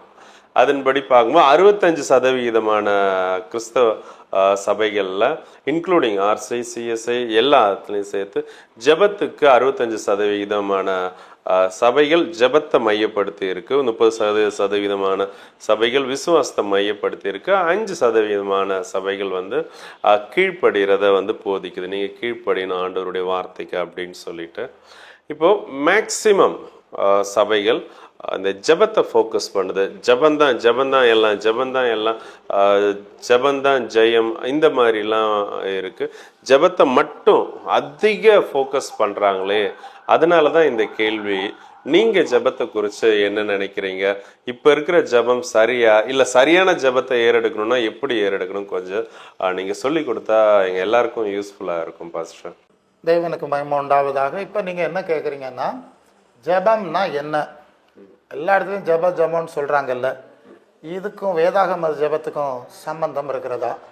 இன்னைக்கு இருக்கக்கூடிய ஜபத்தையும் வேதாகம் அடிப்படையிலான ஜபத்தையும் ஆவியானவர் கற்றுக் கொடுக்குற ஜபத்தையும் குறித்து கொஞ்சம் சரியான ஒரு தெளிவை கொடுக்கும்படி கேட்கிறீர்கள். ஆவியானவர் நமக்கு உதவி செய்வாராக. பொதுவாக அந்த ஜபம்னு சொன்னோடனே நம்ம என்ன நினைக்கிறோம்னா, நமக்கு தேவையெல்லாம் கேட்கறது, பிரச்சனையை தீர்த்து தாடுறோன்னு அழுறது, எங்களுக்கு நியாயம் செய்யணும்னு சொல்லிட்டு சண்டை போடுறது, இப்படிப்பட்ட விஷயங்களை தான் பொதுவாக ஜபம் என்ற அடிப்படையிலே மனிதர்கள் புரிந்திருக்கிறாங்க. இது எல்லாரும் செய்கிறாங்க. அவங்க சாமியம் பண்ண, அவங்க கடவுள் நம்பிக்கையில் இது எல்லா மனிதர்களும் இயல்பாக செய்யக்கூடிய ஒரு இயற்கையான ஒரு நிலை தான். கூப்பிடுகிற காக்கை குஞ்சுகளுக்கு ஆகாரம் கொடுக்குறாருன்னு சொன்னால் அதுவும் ஏதோ ஒரு ரீதியில் கூப்பிடுதுன்னு அர்த்தம் ஆகுதில்ல. ஸோ இருந்துட்டு போட்டு ஓகே. இப்போ இங்கே இயேசுவின் சுவிசேஷத்தின்படி நாம் கற்றுக்கொள்ள வேண்டிய ஜபத்தை குறித்து தான் நாம் சிந்திக்க வேண்டும். அதுக்கு ஒரு ஆதாரமான வசனத்தை ஆண்டவர் சொன்ன வசனம் மத்தேயு 5ஆம் அதிகாரம் 15ஆம் அதிகாரத்தில் 8ஆம் வசனத்தில், மத்தேயு 15 8ஆம் வசனத்தில் ஆண்டவர் இப்படி சொல்லுவார். அதாவது நம்முடைய மனம் இருதயம் தேவனோடு இணைக்கப்படக்கூடிய ஒரு காரியத்தை ஆண்டவர் சொல்கிறார். இந்த ஜனங்கள் தங்கள் வாயினால் என்னிடத்தில் சேர்ந்து உதடுகளால் கனம் பண்ணுறாங்க, இருதயம் என்னை விட்டு விலகி இருக்கிறது. மனுஷனுடைய கற்பனைகள் எல்லாம் அவங்க உபதேசமாய் போதித்து வீணாய் எனக்கு ஆராதனை செய்கிறார்கள் அப்படின்னு ஏசாயா சொன்ன ஒரு வசனத்தை அவர் சுட்டி காட்டுறதை பார்க்குறோம். இப்போ என்ன நடக்குன்னா, வாயினால் சத்தம் ஜபம், வாயினால் சேர்ந்து உதடுகளால் வாய்ஸ் இல்லையா, வாய்ஸாக இருக்கட்டும், இல்லைன்னா மனசில் கத்துறதா இருக்கட்டும் இருக்கிறது. ஆனால் ஒரு விஷயம் என்னென்னா, கனம் பண்ணுறாங்க, மனம் என்னோடு இணைக்கப்படவில்லை, அவருடைய மனம் என்னோடு இணைக்கப்படவில்லை. நல்ல கவனிக்கணும். நம்முடைய மனம் தேவனோடு இணைக்கப்படாவிட்டால் நாம் கத்துற கத்து வலம்பல்கள் பயனற்றதாகிவிடும். கடந்த நாளில் ஒரு குறிப்பிட்ட நபரோடு நான் பேசி கொண்டிருந்தேன். அவர் கிறிஸ்தவ மார்க்கத்தின் ஒரு குறிப்பிட்ட பிரிவை சார்ந்தவர். நான் இப்படி பைபிளில் இருக்கின்ற சுவிசேஷ சத்தியங்களை பேசி கொண்டிருந்தேன். அப்போது அவர் சொன்னார், நான் இத்தனை வருஷம் இப்படி ஜபிக்கிறேன், அப்படி ஜபிக்கிறேன், இவ்வளவு கத்துறேன், இவ்வளவு பாடுகிறேன், என்னென்னலாம் செய்கிறேன், என் நிலைமை எப்படி இருக்குது, என் ஜபத்தை கேட்கலை, அப்படி இப்படின்ட்டு ரொம்ப காரமாய் பதில், நானும் கிறிஸ்தவன் தானே, நான் கேட்குறேன், எனக்கு ஏன் நடக்கலை அப்படின்னு பேசிகிட்டு இருந்தேன். நான் தொடர்ந்து கேட்டேன், சரி நீங்கள் கத்துனேன், புலம்பினேன், அழுதேன், ஜபிச்சேன், பாடுறேன் எல்லாம் சொல்கிறீங்க, உங்களுக்கு இயேசுவின் சுவிசேஷம் தெரியுமான்னு கேட்டேன். அவர் அதிர்ந்து போனார். என்ன இது, நான் இத்தனை தலைமுறை கிறிஸ்தவன், என்ன பார்த்து இயேசுவின் சுவிசேஷம் தெரியுமான்னு கேட்குறீங்க? இயேசுவின் சுவிசேஷம் தெரியாமலாம் நான் இதை செய்கிறேன். இல்லைங்க, இயேசுவின் சுவிசேஷம் தெரியாதவங்க இந்த சுவிசேஷத்தில் இல்லாதவங்களும் கத்துறாங்க, அவங்களும் புலம்புறாங்க, அவங்களும் ஜெபிக்கிறாங்க, அவங்களும் பலவிதமான பிரார்த்தனை வச்சுருக்கிறாங்க. அது வேணால் பேர் வேணால் வேற ஒரு தெய்வத்துக்கு பேரை உச்சரிப்பாங்களா இருக்கும், நீங்கள் இயேசுவின் பேரை உச்சரித்து கேட்குறீங்க. இவ்வளோதான் வித்தியாசம், மற்றபடி ஒன்று தான். உங்களுக்கு இயேசுவின் சுவிசேஷம் தெரியுமான்னு கேட்டேன். திருப்பி அவரை சீரியஸாக பார்த்தாரு. என்னடா இந்த ஆள் இப்படி ஒரு கேள்வி கேட்டார் அப்படின்ட்டு நான் ஒரு சில இயேசுவின் சுவிசேஷத்தின் 1ஆம் பாடம்னு சொல்லுவேன்ல, பேசிக்ஸ், இதை பற்றி 1 2 கேட்டால் அவர் திருன்னு முழிக்கிறார். பார்த்தீங்களா, உங்களுக்கு இயேசுவின் சுவிசேஷன் நீங்கள் தெரியலை, இன்னும் அதனுடைய அடிப்படைகள் கூட உங்களுக்கு தெரியலை, ஆனால் நீங்கள் ஜெபிச்சிருக்கீங்க. ஸோ இங்கே இயேசு சொல்வார், அது யோவான் 15:7, நீங்கள் என்னிலும் என் வார்த்தை உங்களிலும் நிலைத்திருந்தால் நீங்கள் வேண்டிக் கொள்வது எதுவோ அது உங்களுக்கு செய்யப்படும். என் வார்த்தையில் நீங்கள் இருந்திருக்கணும், என் சுவிசேஷத்தில் இருந்திருக்கணும், என்னோட ஒரு ஐக்கியத்தில் உறவில் இருந்திருக்கணும். அது இல்லாமல் நீங்கள் சத்தம் போட்டு உங்களுக்கு என்ன நடக்க போகுது? புரிஞ்சிருக்கோன்னு நினைக்கிறேன். நம்முடைய மனம் தேவனோடு இணைக்கப்படாத ரீதியில் நாம் செய்யக்கூடிய காரியங்கள் பயனற்று பலனற்று போகிறதுங்கிறத நாம் அதிகமாய் வெளிப்படையாய் பார்த்து கொண்டே வருகிறோம். ஏசாயா 55:8 சொல்லுது, என் நினைவு உங்கள் நினைவு கிடையாது, உங்கள் நினைவு என் நினைவு கிடையாது, உங்கள் நினைவுக்கும் எங்கள் நினைவுக்கும் எவ்வளோ வித்தியாசம் இருக்குன்னு தேவன் சொல்கிறார். வானத்துக்கும் பூமிக்கும் இடைவெளி இருக்குது மாதிரி இருக்குதுன்னு சொல்கிறார். நம்ம எல்லாரும் நான் தான் கடவுள், நான் நினைக்கிறதெல்லாம் அவர் நினைக்கிறாரு, அவர் நினைக்கிறது நான், நம்ம கற்பனை பண்ணிட்டு நம்ம ஓடிட்டு இருக்கிறோம் ஒவ்வொருத்தரும். அவர் யார், அவர் நினைவு என்னதுன்னு ஒரு நாளை நம்ம அதை பற்றி நம்ம சிந்திக்கலைல்ல, அதுக்குள்ளே நம்ம போகல, நாமாவே நம்ம பற்றி ஒரு முடிவு எடுத்துக்கிட்டோம், நம்ம பாட்டுக்கு போகிறோம். உலகத்தில் அப்படி தான் போகிறாங்க. பிறகு கடவுளுக்கு கண்ணு இருக்கா மூக்கு இருக்காம்மா, நமக்கு கண்ணு மூக்கு இருக்குது, கடவுள் ஒருத்தர் இருந்து நம்ம படைச்சிருந்தா அவருக்கு இது இருக்கணுமா வேண்டாமா? இவங்க பாட்டுக்கு போய் ஏதாவது ஆயிடுச்சு, பிறகு அவரை திட்டுற ஒரு வழக்கத்தை நாம் பார்த்து கொண்டிருக்கிறோம். ஆகவே முதலாவது நம்முடைய மனம் தேவனோடு இணைக்கப்பட வேண்டியது அவசியம். நீங்கள் மத்தேயு சுவிசேஷத்தில் 6ஆம் அதிகாரத்தில் ஆண்டவர் எப்படி ஜெபிக்கணும் ஜெபிக்கக்கூடாது என்று சொல்லி ஒரு பாடம் அதில் எடுக்கிறத பார்க்குறோம். முதலாவது, நீங்கள் அலங்கார ஜபம் பண்ணுறதுனால ஜபம் கேட்கப்படாது. மைக்கில் ஊழ போடுறதுனால ஒன்றும் உங்கள் ஜபம் கேட்கப்படாது. அப்படி ஊரில் நின்று பெரிய பக்திமான் மாதிரி ஜபிக்கிறதுனால ஒன்றும் ஜபம் கேட்கப்படாது அப்படின்னு சொல்வார். ரெண்டாவது சொல்வார், நீங்கள் அஞ்ஞானிகளை போல பெரிய பிரசங்கம் ஒன்றும் பண்ணாண்டாம். நீங்கள் வேண்டிக் கொள்றதுக்கு முன்னே உங்களுக்கு என்னன்னு அவருக்கு தெரியும். உங்களை படைச்சவர் தானே அவர். அவருக்கு நீங்கள் பாடம் நடத்தாதுங்க அப்படின்னு சொல்கிறார். பல வேளை நம்ம இப்படி தான் சொல்லிட்டு இருக்கோம். நம்ம விசுவாசிக்கணும், உன் விசுவாசத்தின்படி உனக்கு ஆக கிடவது அப்படிங்கிற. இது உண்மையாக இருந்திருந்தா ஒருத்தனை செத்துருக்க மாட்டான். சாவனவனை எவனாவது விசுவாசிப்பானா என்ன? சோக்கேடு வரணும், நோய் வரணும்னு எவனாவது விசுவாசிப்பானா? ஒருத்தனுமே விசுவாசிக்க மாட்டாங்க. ஒருத்தனுக்குமே நோய் வராது, ஒருத்தனும் செத்துருக்க மாட்டான். ஸோ அது நடக்கல. விசுவாசம் தேவ சித்தப்படியாய் அமையணும். அதுக்கு அடிப்படை ஒன்று இருக்குங்க. அதனால இந்த கொள்கை தப்பு. இது இவங்க தோன்றதெல்லாம் நீ விசுவாசி, நீ எழுதி வை, நீ கனவு காணு, கற்பந்தரின்னு எழுதிடுறாங்க. என்னம்மா இவங்க கற்பந்தரி? எல்லாம் மண்ணுக்கு போயிட்டான். மண்ணுக்கு போகணும், எவனாவது கற்பந்தரிச்சானா? போல. இதான நடந்துட்டு இருக்கு. ஸோ அந்த விசுவாசம் சொல்லியிருக்கிறது உண்மைதாங்க. ஆனால் அந்த விசுவாசத்துக்கு முன்னால் ஒரு படி இருக்கு. நமக்கும் நான் விசுவாசிக்கிற தேவனுக்கு என்ன தொடர்புன்னு தெரியணும்ல, என்ன ஐக்கியம் உறவுன்னு தெரியணும்ல. இப்போ நம்முடைய விசுவாசம் தான் தேவனா, இல்லை நம்முடைய விசுவாசத்தை செயல்படுத்துகிற இன்னொரு தேவன் வெளியே இருக்கிறாரான்னு கேள்வி இருக்கு. இவங்க சொல்கிற டைப்பை பார்த்தா நம்ம விசுவாசம் தான் தேவங்கிறாங்க. நம்மளே விசுவாசத்தினால ஒரு தேவனை உருவாக்குறோம் என்கிற மாதிரி தான் இவங்க சொல்கிற கோட்பாடெல்லாம் போயிட்டு இருக்கிறத பார்க்குறோம். அப்படி கிடையாதுங்க. தேவன் ஒருவர் இருக்கிறார், நாம் தேவன் பேரில் விசுவாசம் வைக்கிறோம். அப்படித்தான் அவர் தான் இதை செயலாக்கத்துக்கு கொண்டு வரணும்ல. அவர் செயலாக்கத்துக்கு கொண்டு வரலன்னா இது நடப்பில் வராது. அப்போ ஆண்டவர் தொடர்ந்து பேசுகிறார், நீங்கள் எப்படி ஜெபம் பண்ண தெரியுமா? பரமண்டலங்கள் பிதாவே உம்முடைய நாமம் பரிசுத்தப்படுவதா. உடனே அவருக்கு பரிசுத்தம் வச்சு மனசு அங்கே திருப்பியாச்சு. ரெண்டாவது, உம்முடைய ராஜ்யம் வருவதா. உம்முடைய ராஜ்யம் என்னது? அவருடைய வசனத்தின்படி போதனைகளின்படி அவருடைய ஆவியினாலே நடத்தப்படுகிறவர்கள் தான் தேவராஜ்யத்தின் புத்திரராக இருக்கிறார்கள். ரோமர் 8:14 இவர்கள் தேவனுடைய ஆவியினால் நடத்தப்படுறாங்களோ அவங்க தான் தேவ பிள்ளைன்னு எழுதியிருக்கு. இப்போ புரிஞ்சுட்டிங்களா எங்கே வந்துட்டோன்னு பாருங்கள். தேவ பிள்ளைன்னு என்னெல்லாமோ கற்பனையில் நடக்கிறோம். இந்த வசனம் அழகாக சொல்லுது, எவர்கள் தேவனுடைய ஆவியினால் நடத்தப்படுறாங்களோ அவன் தேவ பிள்ளை. ஏசு ஞானஸ்நானம் பெற்று கரையேறின போது பரிசுத்த ஆவியானவர் இறங்கி சொன்னார், இவர் தான் ஏன் நேசகுமார், பரிசுத்த ஆவியானவரின் அங்கீகாரம் என்று சொல்லி. அப்போஸ்தலர் 5:32 வசனம், தேவன் தமக்கு கீழ்ப்படுகிறவர்களுக்கு தந்தருள்ள பரிசுத்த ஆவியும் சாட்சியாக இருக்கிறது. அப்போஸ்தலர் 15:8 இருதயத்தை பார்க்கிற தேவன் பரிசுத்த ஆவியை நமக்கு அவர்களுக்கு கொடுத்து அவர்களை குறித்து சாட்சி கொடுத்தாருன்னு சொல்லியிருக்குங்க. அப்போ பரலோக தேவனுடைய அங்கீகாரம் முத்திரை நடத்தல் பெறாதவங்க தேவ பிள்ளைங்கிற ஒரு தெளிவான நியமம் இருந்தால் நாம் எப்படி எந்த நிலையில் இருக்கிறோம் நீங்கள் சிந்திச்சு பார்த்துடுங்க. அதான் பிரச்சனை. இந்த எல்லைக்குள்ளே வந்தீங்களா, அந்த சப்ஜெக்ட் மட்டும் நான் பேசலை. அப்போ தேவ பிள்ளைகளுங்கிற எல்லைக்குள்ளே வர்றீங்க. அப்போ தேவ ராஜ்யத்தை முதலாவது தேடி இருக்கணுங்க. தேவ ராஜ்யம்னா தேவனுடைய சித்தம், தேவனுடைய ஆவியின் நடத்தல். நமக்குள்ளே உங்களுக்குள் தேவனுடைய ராஜ்யம் இருக்கிறதுன்னு சொல்லியிருக்குல்ல. இங்கே இருக்கும்போதே நமக்குள்ள தேவராஜ்யம் இருக்கணும். இங்கே இருந்தால் தான் அந்த ராஜ்யத்துக்குள்ளே போக முடியும். இங்கே இல்லைன்னா அங்கே எப்படி போக முடியும்? தேவ ஆலயமாக அவர் நமக்குள்ளே வந்து வாசம் பண்ணுனா 1 Corinthians 3:16 படி நம்ம தேவாலயம் ஆயிரும். தேவ ராஜ்யம் உள்ளே வந்துடுறதில்ல. அப்போ தேவ ராஜ்யத்தை தேடு. மற்ற 6:33 தேவனுடைய ராஜ்யத்தையும் அப்படியே நீதிகளை நீங்கள் தேடி இருக்கணும்ல. அப்போ தானே இந்த உறவுக்குள்ளே நம்ம வர முடியும். அதுக்கு பிறகு தானே நாம் தேவனிடத்தில் ஜெபம் பண்ண முடியும். அடுத்தது சொல்கிறார், பரலோகத்திலே உம்முடைய சித்தம் நிறைவேற மாதிரி உம்முடைய சித்தம் என்னுடைய வாழ்க்கையில் நிறைவேறுவதா. முதலாவது உம்முடைய ராஜ்யத்தை கற்றுக்கொள்ள உதவி செய்யும். உம்முடைய ராஜ்யத்தின் புத்திரனா மாற்றோம். அப்புறம் உம்முடைய சித்தத்தை செய்கிறதை எனக்கு கற்றுத்தரோம். அது மத்தேயு 11:28 தானே.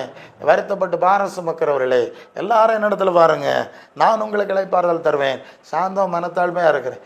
என் நுகத்தை எட்டு என்னட்ட படின்னு சொன்னால் நாங்கள் எங்கள் பாரம்பரியம் படிப்போம், பாதிரியார்கிட்ட படிப்போம், அங்கே படிப்போம், இங்கே படிப்போம். ஆண்டவர் பாதத்தில் உட்காந்து படிக்க மாட்டோம்னா அப்புறம் நீங்கள் ஜெபிச்சா யாருங்க கேட்குறது? அது கொஞ்சம் நீங்களே யோசிச்சு பாருங்கள். உங்கள் ஜெபத்தை யார் கேட்குறது? உங்கள் பாதிரியார் தான் கேட்கணும், உங்கள் ஸ்தாபன தலைவர் தான், பாஸ்டர் தான் கேட்கணும். ஆண்டவர் கேட்க முடியாது. நீர் தான் உட்காரலையே அவங்க பாதத்தில், அவர் சொல்கிறது ஒன்றுமே கேட்கலையே. ரொம்ப கவனத்தில் வைங்க. ஆக நம்முடைய ஜெப வாழ்க்கை எப்படி இருக்கிறது, அதுக்கு அடிப்படை என்னங்கிறதை ஓரளவு நீங்கள் புரிஞ்சிருப்பீங்க என்று நம்புகிறேன். நல்லது. இப்போ ஜெபிக்கும் போது என்ன சொல்லிட்டேன்? முதலாவது தேவராஜ்யம் எங்கள்கிட்ட வரட்டு, தேவ சித்தத்தை குறித்து அறிவு வரட்டு, அதில் நடக்கட்டு. பவுல் சொல்லுறார், அது எபேசியர் 3:16 16 நீங்கள் அவருடைய ஆவியினாலே உள்ளான மனுஷனில் வல்லமையாய் பலப்படும்படி நான் ஜெபிக்கிறேன். அது ஒரு ஜெபம் தான். நீங்கள் தொடர்ந்து வாசித்து போனால் தெரியும். முதல் பாயிண்ட், நீ எலும்பும் சதையில் வளர்றதுக்காக ஜெபிக்கலை, ஆனால் மண்ணில் கொண்டு வைக்கணும் பார்த்தியா, அதனால் இதுக்காக ஜெபிக்க நான் சொல்லலை. உனக்குள்ள ஒரு உள்ளான மனுஷன் இருக்குல்ல, ஒரு ஆத்மா இருக்குல்ல, அது பலப்படும்படியான்னு அவர் ஜெபிக்க சொல்கிறார். அந்த 2 கொரிந்தியர் 4:16 ஆனபடினாலே சோர்ந்து போகிறதில்ல, புறம்பான மனுஷன் அழிந்து உள்ளான மனுஷன் நாளுக்கு நாள் புதிதாக்கப்படுது. இந்த உள்ளான மனுஷன்ல நீ புதிதாக்கப்படணும், நீ பலப்படணும், அதுக்காக ஜெபிக்க சொல்றார். என்ன ஜெபம்? தேவ ராஜ்ய சித்த அறிந்து நடக்கிற ஜெபம். உள்ளான மனுஷன் ஆத்மா, இந்த ஆத்மா தான் நம்ம விட்டு வெளியே போனோம்ல. ஆமாம், அது எங்கே படிக்கிறோம்? 2 கொரிந்தியர் 5:7. இந்த தேகத்தை விட்டு குடி விலகி போகவும் கர்த்தரோடு குடியிருக்கவும் அதிகமாய் விரும்புகிறோன்னு சொல்லியிருக்குல்ல, அந்த உள்ளான மனுஷனில் நீ பலப்பட வேண்டியதுக்கு தான் முதலாவது ஜெபம் பண்ணோம். ரோமர் 12:2, நீங்கள் இந்த பிரபஞ்சத்துக்கு ஏற்றபடியெல்லாம் நடக்கப்படாது, பரலோக தேவனுக்கு பிரியமும் நன்மையும் பரிபூர்ண சித்தம் இன்னதென்று பகுத்தறியத்தக்கதாய் மனசு பொதுசாகிட்டே வரணும். மனசு, உள்ளான மனுஷன், ஆத்துமா, இப்படிலாம் சொல்லியிருக்குல்ல. இது மேம்படுவதற்கு நீ முதலாவது ஜபிக்கணும். மண்ணில் வைக்கிறதுக்கு ஜபிக்காத. அதான் உலக மனுஷன் மண்ணில் வைக்கிறதுக்காக ஜபிக்கிறான், பிரார்த்தனை பண்ணுறான், ஓடுறான், சாடுறான், அப்புறம் ராஜா பூமியின் உயர்ந்த ஸ்தானத்தில் ஏறுறான், கடைசியில் ராஜாக்களின் கல்லறையில் புதைச்சி மலர் விளையம் வச்சிடுறாங்க. இல்லை, அப்படி செய்யல. உள்ளான மனுஷனில் பலப்படுறதுக்கு முதலாவது நீ ஜெபம் பண்ணோம். கொலோசியர் 3:1-2 சொல்லுது, கிறிஸ்து தேவனுடைய வலது பார்சத்தில் இருக்கிற மேலானவளை தான் தேடணும், மண்ணுக்குரியவளை தேடப்படாது. மண்ணுக்குரியவளை தேடுறதெல்லாம் ஆண்டவர் விரும்புறதில்லை. நீங்கள் நல்லா கவனிங்க. ஜெபத்தை பற்றி ஒரு ஆழத்தை நான் சொல்லணும். இந்த உலகத்தை தேவன் படைச்சி சாத்தான்கிட்ட ஆதாமேவாள் போனதுனால சாபம் வந்துட்டுன்னு சொல்லி ஆதியாகமம் 3:17 சொல்லுது. பூமி உன்னிமித்தம் சபிக்கப்பட்டிருக்கும். இஸ்ரவேலர்களுக்கு வாக்குத்தத்தம் ஆசீர்வாதம் எல்லாம் கொடுத்த போதும் அவர்களும் கர்த்தரை எரிச்சலூட்டி கன்றுக்குட்டி வணக்கெல்லாம் செஞ்சதுனால அவர் சொல்லிட்டாரு, இந்த அது ஏசாயா 65:17, புதிய வானத்தையும் புதிய பூமியும் உண்டாக்க போகிறேன், முந்தினதை நினைக்க மாட்டேன், அதை நான் அழிக்க போகிறேன், மனசில் இனி வரப்படாதுன்னு சொல்லிட்டார், என் நினைவில் தோன்றுவதில்லை அப்படின்னு சொல்லிட்டு தான் புதிய வானம் புதிய பூமி என்ற ஒரு புதிய சிருஷ்டியை உண்டு பண்ணி அதற்கு செல்ல நம்ம அழைச்சிருக்கோம். அதுதான் இயேசு யோவான் 14:2-3 பிதாவின் வீட்டில் அநேக வாசஸ்தலம், நான் அங்கே இருக்கணும், என்னோடு இருக்கணும், நான் அங்கே கூட்டிகிட்டு போக வருவேன்னு சொன்னார். 2 பேதுரு 3:7-13 வர இப்ப இருக்கிற வானம் பூமி அந்த வார்த்தையினால அக்கினி கிரியா வச்சிருக்கு, பஞ்சபூதங்களை தீக்கொளுத்த வச்சிருக்கு, தேவனுடைய நீதி வாசமா இருக்கும், புதிய வானங்களும் புதிய பூமி உண்டாகும் காத்திருக்கோம். அப்போ அவர் உண்டு பண்ணி அவர் இருக்கிற இடத்துக்கு போக விரும்பாத ஆளுகளுக்கு ஜெபத்தை அவர் எதுக்கு கேட்கணும்? நித்திய ஜீவனுக்கு நியமிக்கப்பட்டவர்கள் விசுவாசித்தார்கள் அப்படின்னு ஒரு பகுதி சொல்லியிருக்கு. பிரசங்கம் கேட்டாங்க, எல்லாரும் நல்ல பிரசங்கம் தான் சொன்னாங்க. நித்திய ஜீவனுக்கு நியமிக்கப்பட்டவர்கள் விசுவாசித்தாங்க. அப்போ நித்திய ஜீவனுக்கு நியமிக்கப்படாத ஆளுகளுக்கு அவர் எதுக்கு உதவி செய்யணும்? அவர் இருக்கிற இடத்துக்கு அவரோட போய் சேர விருப்பம் இல்லாதவர்களுக்கு ஜபத்தை அவர் ஏன் கேட்கணும்னு கேள்வி இருக்குல்ல. ஜீவ புஸ்தகத்தில் பெயரில் அவர் மாத்திரம் அங்கே பிரவேசிச்சாருன்னு சொல்லியிருக்குல்ல. அப்போ ஜீவ புஸ்தகத்தில் பெயர் இல்லாதவருடைய ஜபத்தை கேட்க வேண்டிய அவசியம் என்ன? நீ தான் ஏன் பரலோகத்துக்கு வரப்போகிறது கிடையாது, நான் இருக்கிற சூழ்நிலைக்கு வரப்போகிறது உனக்கு விருப்பம் கிடையாது, பிறகு நீ உன் சத்தத்துக்கு உனக்கு கூக்குறதுக்கு நான் ஏன் பதில் கொடுக்கணும்? இப்போ பதில் புரிஞ்சிருக்கோன்னு நினைக்கிறேன். பல வேளை நம்முடைய ஜபம் தோல்வி அடைகிறது காரணம் நம்ம அவர்கிட்ட போகிறதுக்காக ஜபிக்கல, அந்த காரியத்துக்கு கொடுக்கல. நீங்கள் உங்கள் காரியத்தை சாதிக்க உங்கள் சித்த நிறைவேற கேட்டால் ஜபம் தோல்வி அடைஞ்சிடும். அப்போ கிறிஸ்து தேவனுடைய வலது பாசுக்கு மேலானவளை தேட ஜெபிக்க வேண்டும். பூமிக்குரியவளை தேடி மண்ணுக்கு போய் அழியக்கூடிய காரியமாய் முடிந்து விடக்கூடாது. எபேசியர் 3:17 ஆமாம், கிறிஸ்து உங்களில் வாசமாக இருக்கணுமா? கிறிஸ்து இயேசுவின் சிந்தைன்னு சொல்லி பிலிப்பியர் 2:5 அந்த சிந்தை நமக்குள்ளே வரணும். அப்போ கிறிஸ்து உருவாகணும்னு சொன்னால அந்த நிலைமைக்காக நாம் ஜெபிக்க வேண்டும். கிறிஸ்துவின் தன்மை குணம் வரணும், அப்போ தான் கிறிஸ்துவின் சாயல் அடைய முடியும். ஏன்னா அந்த குணம் இல்லாதவங்க அங்கே போக மாட்டான்ல, அங்கே இருக்கும்போது அது வரணும், அதுக்கு ஜெபிக்க வேண்டும் என்று சொல்லுகிறார். நீங்கள் எபேசியர் 3:19 வரும்போது தேவனுடைய சகல பரிபூரணம், அவருடைய மகிமையின் பரிபூரணம் ஒன்று நீங்கள் புரியணும். இந்த பூமியை தேவன் சபிச்சிட்டார், தீக்குளத்தை வச்சுட்டார், இது சாத்தான் பிடியில் ஆயிட்டானால இது சாபத்தில் ஆயிடுச்சு, இது பரிபூரணம் கிடையாது. அவருடைய பரிபூரணம் எல்லாம் பரலோகத்தில் தான் இருக்குது. நித்தியம் மகிமை அங்கே தான் அந்த பரலோகம் இருக்கு, மகிமை இருக்குது, பரிபூரணம் இருக்குது. அந்த பரிபூர்ண ஆசீர்வாதத்தினால அவர் நம்ம நிரப்பும்படி நீங்கள் ஜெபிக்க வேண்டும் என்று சொல்கிற காரியம் பார்க்குறோம். புதுசாக இருக்குல்ல உங்களுக்கு, பிரசங்காரே ஏதோ ஜப கோபுரம், வீடு கோபுரம், கூடாரெல்லாம் சொல்கிறாங்க. இதை பற்றி யாருமே சொன்ன தெரியல, சொல்ல மாட்டாங்க. ஆமாம், அதுக்கு பரலோகத்துக்கு ஆவி பெற்றவங்க தான் சொல்லுவாங்க. அதுக்குன்னு சிலர் வச்சுருப்பார், அவங்க தான் சொல்லுவாங்க. இப்போ நீங்கள் கேட்டீங்கல்ல, இனியாவது இந்த விஷயத்தை மனசில் வச்சு நீங்கள் ஜெபிச்சு தேவ சித்தப்படியாக, அதாவது உங்கள் மனம் தேவனோடு இணைக்கப்படத்தக்கதாய் தேவ சித்தம் செய்யுங்க. தேவ ராஜ்யத்தின் காரியங்களுக்கு ஒப்பு கொடுங்க. தேவ ஆவியின் அங்கீகாரத்துக்குள்ளே வாங்க. ஆவியின் பலத்தினால ஜெபம் பண்ணுங்க. ஆவியானவர் நமக்கு என்னென்ன காரியத்துக்கு ஜெபிக்கணும்னு கற்றுக் கொடுப்பாராம். அப்படியெல்லாம் ஆழங்கள் இருக்குது. இந்த அனுபவங்களுக்குள்ளே வந்தால் தான் நம்முடைய ஜெபம் வெற்றிகரமாக அமையும். இல்லாமல் அஞ்ஞானிகளை போல ஜெபம் பண்ணா ஒன்று சொல்கிறேன், அது மற்ற 7:21 பரலோகத்தில் இருக்க பிதாவின் சித்தப்படி சேரவன் தான் பரலோகத்துக்கு வந்து சேருவான். மற்றவன் இயேசுவேன்னு சொல்லுவான், கர்த்தாவின்னு சொல்லுவான், பேய் விரட்டுவான், நோய் விரட்டுவான், பூமியின் உயர்ந்த ஸ்தானத்துல எல்லாம் ஏறுவான். அம்பானி அதானி எல்லாம் பெரிய தொழிலவர்கள்லாம் ஏறி இருக்காங்கல்ல, அவங்களே ஏறினா பின்ன இவங்க ஏறுறது என்ன பிரச்சனை? அப்படி கூட இவங்க ஏறுற மாதிரி தெரியல. ஆமாம், அவங்க இருக்க லெவலுக்கு இவங்க யாரும் போன மாதிரி தெரில. அது வேற சோர்ஸ்லேருந்து வருதுங்க.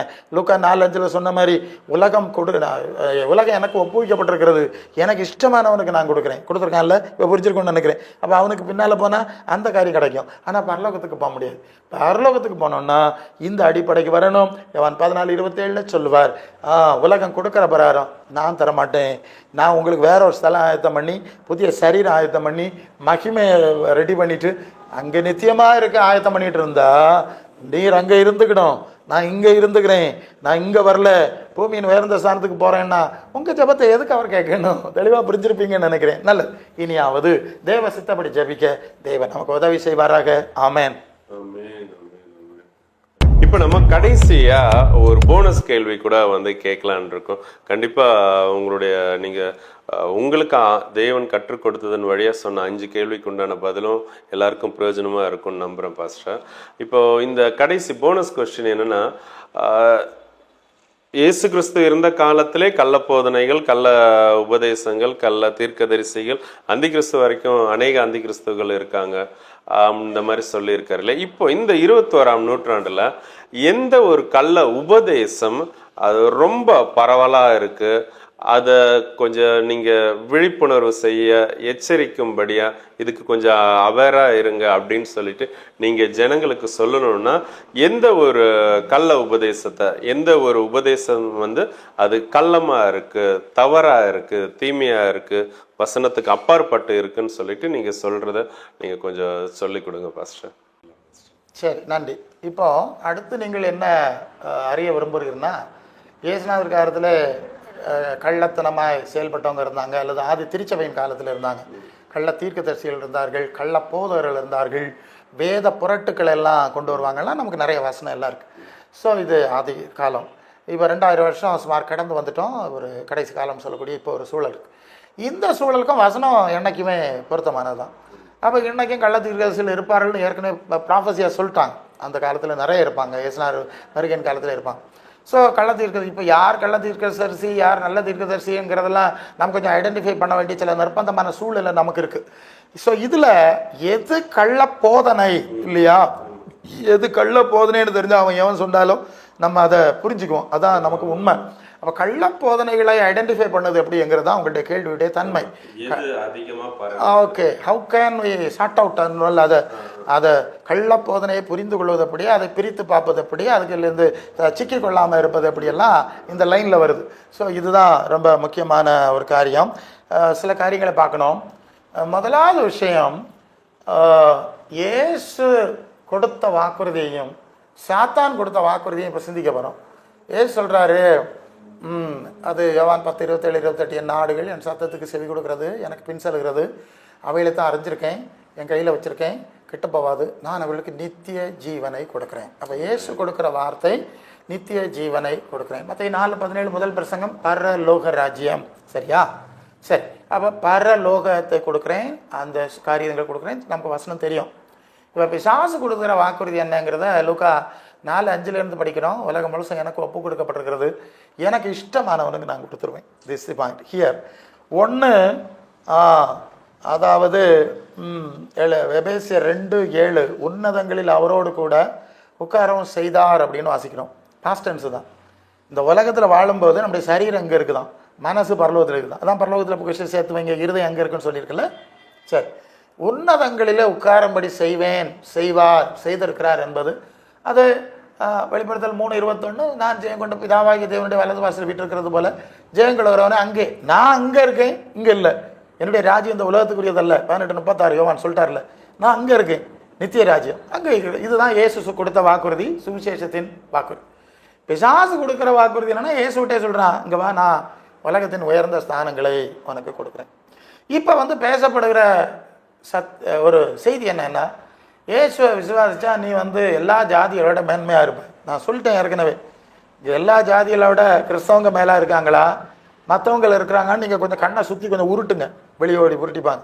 பூமியின் உயர்ந்த ஸ்தானத்தில் இருக்கிறது யார், பதவியில் இருக்கிறது யார், உலக செல்வத்தில் இருக்கிறது யாருன்னு நீங்கள் பார்த்துருங்க.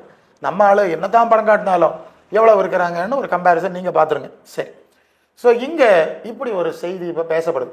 இது ஜனங்கள் இதை கேட்டு இதுக்கு பின்னால் ஓடி நாயா பேயா அலைஞ்சு கடைசியில் ஒன்றும் இல்லாமல் நடு வழியில் மாட்டி கடன்லையும் கண்ணிலையும் சிக்கி, ஆமாம் ஒரு வீடு வேணுங்க, ஒரு நல்ல வீடு தரோம், சின்ன வீடு தரோம், நான் தகுதியான வீடு தரோன்னு கேட்டினா ஆண்டவர் தான் உதவி செய்வார், ஒரு சின்ன வீடை கட்டிட்டு போகலாம். நீ எல்லா ஜாதியோட மேலே இருப்பான்னா பக்கத்து வீட்டுக்காரனோட பெரிய வீடு கட்டணும், படத்தை பெருசாக வரையணும், மரண்மனை மாதிரி வீட்டுக்கு போட்டுட்டு பணம் இல்லாமல் கடன்னு பேங்க் அலையணும். பிறகு சொல்லிக்காது, நீ தொடங்குமோனே நான் முடிப்பேன். ஆமாம், இவன் தொடங்குறதெல்லாம் அவர் முடிக்கணும். முதல்ல கேட்டிருக்கேன்னா நான் என்ன செய்யணும் சித்தமாக இருக்கிறேன்னு கேட்டு ஆரம்பிக்காமல் இவனு தொடங்குறது, ஏன்னா இவனை பட்டம் வரையுது அண்ணன் இங்கேருந்து, இவனை பட்டம் வரையதெல்லாம் அவர் முடிக்கணும். புறம் வட இந்தியா தென்னிந்தியான்னு பேங்குகளுக்கு ஓடணும், கடனுக்காக அலைந்து கொண்டு இருந்தேன். தேவன் கொடுத்த திட்டம், தேவன் கொடுத்த பட்டம், ப்ளூ பிரிண்ட் எல்லாம் அடிச்சு கொடுத்துருக்காரு. ப்ளூ பிரிண்ட் அடிச்சு கொடுத்துட்டு நீ வட இந்தியா தென்னிந்தியாலாம் எல்லா பேங்க்லையும் ஏறி இறங்குடா, கடன் வாங்குறான்டா, அப்புறம் வேறு வில்லங்கள்லாம் ஆயிடுச்சு போல வேண்டாம். இப்போ என்னாச்சு, முன்னதங்களில் உட்கார செய்கிற பரலோக புதிய சரீரம், புதிய மகிமை, புதிய காரியங்கள், மேன்மை, சகலத்தையும் போய் தாக்குறேன் இல்லையா, அவளுக்கு தெரியும். இவங்க என்ன சொல்கிறாங்க, இல்லை பூமியின் உயர்ந்த ஸ்தானம், தலைக்கெல்லாம் டை அடிக்கணும். எப்படிங்க, முதல் வயதிலும் புஷ்டி பசுமை, அவன் டை அடிக்கணும், டை அடித்து புஷ்டி ஆக்கணுமா என்ன? இதை பொய்யனும் பொய்க்கு பிதாபமாகி பிசாசாக இருப்பான் பிறகு. பொய்யர்கள் அனைவரும் 2ஆம் மரணமாகி அக்கினி கடல்னு சொன்னால் இவங்களுக்கு நிலைமை என்ன ஆக போட்டுன்னு எனக்கு தெரில இல்லையா. முதல் வயதானவர்களுக்கு தலை அவருடைய நரைன்னெல்லாம் சொல்லியிருக்கு, இவங்களுக்கு பைபிளில் இல்லையோன்னு நமக்கு தெரில எதுக்கு. அப்போ இப்படி ஒரு பொய்யான சுவிசேஷம், மாம்சத்தை, உலக காரியத்தை, அழிவுக்குரியதை, அனித்தியமான விலை மேலாக காட்டக்கூடியது பரலோக தேவனோ தேவ ஆவியோ அல்ல, அது பூலோக தேவ ஆவி. இதை 1 Corinthians 2:12 நாங்களோ உலகத்தின் ஆவியை பெறாமல் தேவனால் எங்களுக்கு அருளப்பட்டதை அறியும்படி தேவனிடத்திலிருந்து புறப்பட்ட ஆவியை பெற்றோம். அந்த ஆவியினாலே ஆவிக்குரியவளோடு சம்பந்தப்படுத்தி காண்பிக்கிறோம். ஜென்ம சாபம் உள்ள மனுஷன் அதை அறிஞ்சிட மாட்டான், அது பைத்தியமாக தெரியும். 9ஆம் வசனத்தில் தேவன் தம்முடையவர்களுக்கு ஆயத்தம் பண்ணதை கண்ணு காணலை, காது கேட்கல, இவனுக்கு மண்டையில் உதிக்கலை, தேவனா அவளை தம்முடைய ஆவியினாலே வெளிப்படுத்தினார். அப்போ பரலோகத்திலிருந்து ஆவி வந்தால் பரலோக வெளிப்பாடு வரல. இப்போ யோவான் 4:5 அவர்கள் உலகத்துக்குரியவர்கள் பேசுகிறார்கள், உலகம் அவர்களுக்கு செவி கொடுக்கும், தேவன் அறிஞ்சவங்களுக்கு செவி கொடுக்குறான். இதனால சத்திய ஆவின்னு என்றும் கள்ளத்தனமான ஆவின்னு என்றும் அறிஞ்சிருக்கணும். இப்போ புரிஞ்சுட்டீங்களே, பரலோக மேன்மை, நித்திய கன மகிமைக்குரிய காரியங்களை பேசுகிறதும் சொல்கிறதும் அந்த மாதிரி நடத்துறது சரியான சுவிசேஷம். இதுக்கு எதிராக பூமிக்குரிய சொல்கிறது கள்ள உபதேசம் தானே. Okay, number 1. 2வது, அதாவது சில வசனத்துலேருந்து போனோம், 2வது என்னன்னு பார்த்துருவோம். அது வெளிப்படுத்தல் 22:12 சொல்லுது. சொல்கிறார், இதோ சீக்கிரமாக வர்றேன், அவன் கிரியைக்கு தக்கதாய் நான் அளிக்கிற பலன் என்னோட கூட வர்ற கிரியைக்கு தக்கதாய். அந்த நோட்டை எடுத்துகிட்டு வர்றேன், கிரியை எழுதப்பட்ட நோட் இருக்குது. 20:12 மரித்தோராகிய சிறியவரும் பெரியவரும் தேவனுக்கு முன்பாக நிற்க கண்டேன், புஸ்தகங்கள் திறக்கப்பட்டன, புஸ்தகங்களில் எழுதப்பட்ட கிரியைகளுக்கு ஏற்றபடி நியாயத்தீர்ப்பு அடைந்தார்கள். சரிதானே, பைபிள் வசனம் தான் சொல்கிறேன். சரி, அப்போ புஸ்தகம் இருக்குது, கிரிய புஸ்தகம் இருக்குது, அதுக்கு ஏற்ப தான் நான் உங்களுக்கு பலன் செய்ய நியாயாதிபதியாக நான் வர்றேன். இப்போ ரட்சகர் இனி நியாயாதிபதியாக வருவார். அது அப்போஸ்தலர் 10:42-43 அந்த பகுதியில் தேவனால் நியமிக்கப்பட்ட நியாயாதிபதி என்று பிரசங்கிக்கவும் அவர் எங்களுக்கு கட்டளையிட்டார். அப்போ சுவிசேஷர்களாகி நாங்கள் நியாயாதிபதியாக வரப்போகிறார், உன் கிரியைக்கேற்ப பலன் கொடுப்பாருங்கிறத நாங்கள் பேசணும். சரிதானுங்க, இது தேவனுடைய சுவிசேஷம். 1 பேதுரு 1:17 பேதுரு சொல்கிறார், பட்சபாதம் இல்லாமல் அவனவன் கிரியைக்கு தக்கதாய் பலன் அளிக்கிறவரை பிதாவாக தொழுந்து கொண்டு வருகிறவர்களானபடினாலே இங்கே பரதேசிகளாய் செஞ்சிருக்கும் காலங்களும் பயத்துடனே நடந்து கொள்ளுங்கள். அவன் கிரியைக்கு தக்க பலன் கொடுக்கிற தேவன், அதில் எந்த விதமான சந்தேகம் வரக்கூடாது. கலாத்தியர் 6:7 சொல்கிறது, மனுஷன் எதை விதைச்சானோ அதுதான் இருப்பான், விதைக்காத ஒன்றா இருக்க முடியாது. அப்போ கிரியைக்கு தக்க பலன். 2 கொரிந்தியர் 5:10 மாம்சத்தில் அவனவன் செய்த நன்மைக்காவது தீமைக்காவது தக்க பலன் அடையும்படி கிறிஸ்துவின் நியாயாசனத்துக்கு முன்பாக நிற்க வேண்டாம், ஏன்னா அவர் நியாயாதிபதியாக வருவார். ரோமர் 2:7 தேவன் அவனவன் கிரியைக்கு தக்க பலன் அளிப்பார். வசனம் எல்லாம் பார்த்துட்டீங்க. இப்போ கேட்குற சுவிசேஷம் என்னன்னா, இப்படியெல்லாம் கிடையாது, கிருபை சுவிசேஷம். என்ன சுவிசேஷமோ? கிருபையின் சுவிசேஷம் அப்படின்னு ஒன்று சொல்கிறாங்க. நாம் இயேசுநாதரை விசுவாசிச்சா போதும், ஏற்றுக்கொண்டா போதும், ஆராதிச்சா போதும், எல்லாம் இலவசமாக கொடுக்கப்படும் சொல்கிறாங்க. அப்போ இவ்வளவு நேரம் இருந்த வசனத்தெல்லாம் வெட்டணும் இல்லையா? எல்லாம் வெட்டி டிலீட் பண்ணணும். டிலீட்டட், ஆமாம், டிலீட் பண்ணணும். இல்லைன்னா தப்பாயிடும். இப்போ பைபிளை தூர போடுறதா இந்த கள்ளப்பரசிமாரை தூர போடுறதான்னு நீங்கள் தான் முடிவெடுக்கணும். அது உங்கள் முன்னால் வச்சிடறோம், அவ்வளோதான். நாங்கள் சொன்னோன்னு வேண்டாம்ல. சரி, இப்போ கிருபை சுவிசேஷம் என்னன்னு பார்த்துடலாம்ல. எபேசியர் 2:8 கிருபையினாலே விசுவாசத்தை கொண்டு ரட்சிக்கப்பட்டீர்கள், இது உங்களால் உண்டானதல்ல, இது தேவனுடைய ஈவு, ஒருவரும் பெருமை பாராட்டாதபடி இது கிரியையினால் உண்டானது அல்ல. நல்ல கவனிச்சிங்களா? இங்கே என்ன சொல்லியிருக்கேன்னா, கிருபையினாலே ரட்சிக்கப்பட்டீர்கள். ரட்சிப்புனா என்னன்னா, ஒரு மனுஷன் பாவியாக வர்றான், ஐயா பாவியாகி என் மேல் கிருபையாருன்னு மார்பிள் அடிச்சுட்டு வந்துடுறான். கொடுக்கறதுக்கு ஒன்றும் இல்லை, செய்கிறதுக்கு ஒன்றும் இல்லை, எல்லாம் சாவு விளிம்பில் நிற்கிறேன்னா ஆண்டவர் அவன் பாவத்தை மன்னிச்சு அவனை ஏற்றுக்கொள்கிறார் பாருங்க. இது கிருபை, இது இலவசம், சந்தேகம் கிடையாது. அந்த வார்த்தை அப்படி தான் சொல்லுது. கிருபையினாலே ரட்சிக்கப்பட்டீர்கள் தானே சொல்லுது. அப்புறம் 10ஆம் வசனம், ஏனெனில் நற்கிரியைகளை செய்கிறதற்கு நாம் கிறிஸ்து இயேசுக்குள் சிருஷ்டிக்கப்பட்டு தேவனுடைய செய்கைகளாக இருக்கிறோம், அவைகளில் நாம் நடக்கும்படி அவர் முன்னதாக அவைகளை ஆயத்தம். இனி நற்கிரியைகளை செய்யணும். இதுவரை கிரியை இல்லை. என்ன கிரியை? எல்லாம் பாவகிரியை தானே இருந்தது, நற்கிரியை இல்லைல்ல. அதனால தான் பாவியில் வந்துட்டோம். அதெல்லாம் சரி மன்னிச்சிருங்க, மறந்துடு, அழிச்சிருவேன்னு சொல்லி. இப்போ சைவர் நியூட்ரல், ஒன்றும் இல்லை. இனி நற்கிரியை. ஏன்? மத்தேயு 6:33 இனிதான் தேவனுடைய ராஜ்யத்தை நீதியையும் தேடணுங்க, இனிதான் தேவ நீதி தேடணும், படிக்கணும். மத்தேயு 11:28 நுகத்தை என்னிடத்துல ஏற்றுக்கொண்டு என்னட்ட படிக்கன்னு சொன்னார்ல, இனிதானே படிக்கணும். ரோமர் 12:2 தேவனுக்கு பிரியமும் நன்மையும் சித்தமான எது இனிதானே இங்கே பகுத்து பார்க்கணும், இனி தேடணும். தேடி தேடி கிறிஸ்துவன் சிந்த வரணும், கிறிஸ்துவன் நிறைவான வளர்ச்சி வரணும். எபேசியர் 4:11 கிறிஸ்துவன் நிறைவான வளர்ச்சி வரணும். இதுக்கு தான் சோறு இந்த உலகத்தில் வச்சிருக்கு. இல்லைன்னா உடனே எடுத்துகிட்டு போயிருக்கலாம்ல. இப்போ சும்மா சாப்பிட்டு முடிக்கிறது இங்கே வச்சாராமா? நாம் மனித பழைய சாயலிருந்து கிறிஸ்துவுக்குப்பான சாயல் அடைந்து பூரணப்பட வச்சிருக்கு. கிருபையினால் போக முடியாதுங்க. அதனால தான் ஒரு கூட்டத்தார் பார்க்க சொல்கிறாங்க, இதெல்லாம் கிருபையினால தான் கிடைக்குது. அதனால நம்ம என்ன செய்யணும்? இயேசுவை ஆராதிச்சா போதும். எப்படியா அடுத்து இந்த இயேசு ஆராதனுடைய அடிப்படை அவர் ஆராய்ச்சிட்டு அவர் செஞ்சிருவார். அவர் சொல்கிறார் மற்ற 7:21 பிதாவின் சித்தப்படி செய்யறாம என்ன கர்த்தாவே கர்த்தாவேன்னு ஆடிட்டு கிடக்கிற பார்த்தியா, பேய் நோய் விரட்டிட்டு இருக்கால, அக்கிரம செய்யக்காரன்னு சொல்லி விரட்டி போடுவேன்னு சொல்லிட்டார். நான் சொன்ன வசனத்தில் நடக்கப்பா சீஷத்துவம். நீங்கள் புறப்பட்டு போய் சகல ஜாதியும் எனக்கு சீசர் ஆக்குங்கன்னு சொன்னாரா, பக்தர் ஆக்குங்கன்னு சொன்னாரா? வசனத்தை சரியா படிங்க. யோவான் 4:1 சீசர் ஆக்கி தான் அவர் ஞானசானம் கொடுத்தாருங்க. ஆது திருச்சபை யார் எல்லாரும் சீசர் சீசி தான் இருந்தாங்க, அங்கே எங்கே பக்தர் இல்லைல்ல, அப்படி இல்லைல்ல. அப்போ சீசன் சொன்னால் அதான் யோவான் 10:27-28 அவருடைய வசனத்தின் படிக்கிறது நடக்கிறதா சீஷத்துவம். அது யோவான் 8:32 சொல்லுகிறது. ஆமாம், அந்த 32 சொல்லுகிறது, இயேசு தம்மை விசுவாசித்த யூதர்களை நோக்கி என் உபதேசத்தில் நிலைச்சிருந்தாதான் என் சீஷன். நீங்கள் யோவான் 13:15 நான் செஞ்சது போல நீங்கள் செய்யும்படி மாதிரி வச்சேன், என் மாதிரியில் நடந்தாதான் சீஷன்.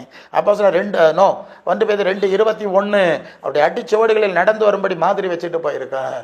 1 யோவான் 2:6 அவருக்கு நிலைத்திருக்கிறேன் என்று சொல்றவன் அவர் நடந்தபடி நடக்கணும். இந்த சீஷத்துவத்தை இப்போ எடுத்துட்டாங்க. முதல் கள்ள உபதேசம் என்ன சொன்னேன்? பூமிக்கு உயர்ந்த ஸ்தானம். 2வது என்ன சொன்னேன்? கிருபை சுவிசேஷம். 3வது என்ன சொன்னேன்? இயேசுவின் சீஷத்துவத்துக்கு பதிலாக இயேசு ஆராதனை. அதான் சீஷத்துவத்தை அவர் சொன்னது. இவங்க ட்விஸ்ட் பண்ணி இன்னொன்று பண்ணிட்டாங்க. இப்படியெல்லாம் பண்ணிக்கிட்டு கடைசியில் என்ன செய்வாங்கன்னா, அதாவது நான் பாவிதான்னு நெஞ்சில் அடித்து பாடுவாங்க. கடைசி வரைக்கும் நான் பாவிதான். சாவரதரை தான் பாடுவாங்க. அவரை செத்தப்புறம் பாடியாக்கி வச்சுட்டு பிள்ளை உண்ட மேலேயே புகலிடம் தாருமே அப்படின்னு பாடுவாங்க. சாவரதரை பாவியான், செத்த பிறவும் புகலிடம் தேடணுமா? அது என்ன விளக்கம்னா, சிலுவை கல்லாம் கள்ளியெல்லாம் பரலோகத்துக்கு போகிறாங்களாம். எப்படியா அடுத்த கள்ள கொள்கை வர பாருங்க. சிலுவை கல்லாம் கள்ளியெல்லாம் எங்கே போகிறாங்களாம்? பரலோகத்துக்கு போகிறாங்களா? யார் சொன்னது உங்கள்கிட்ட?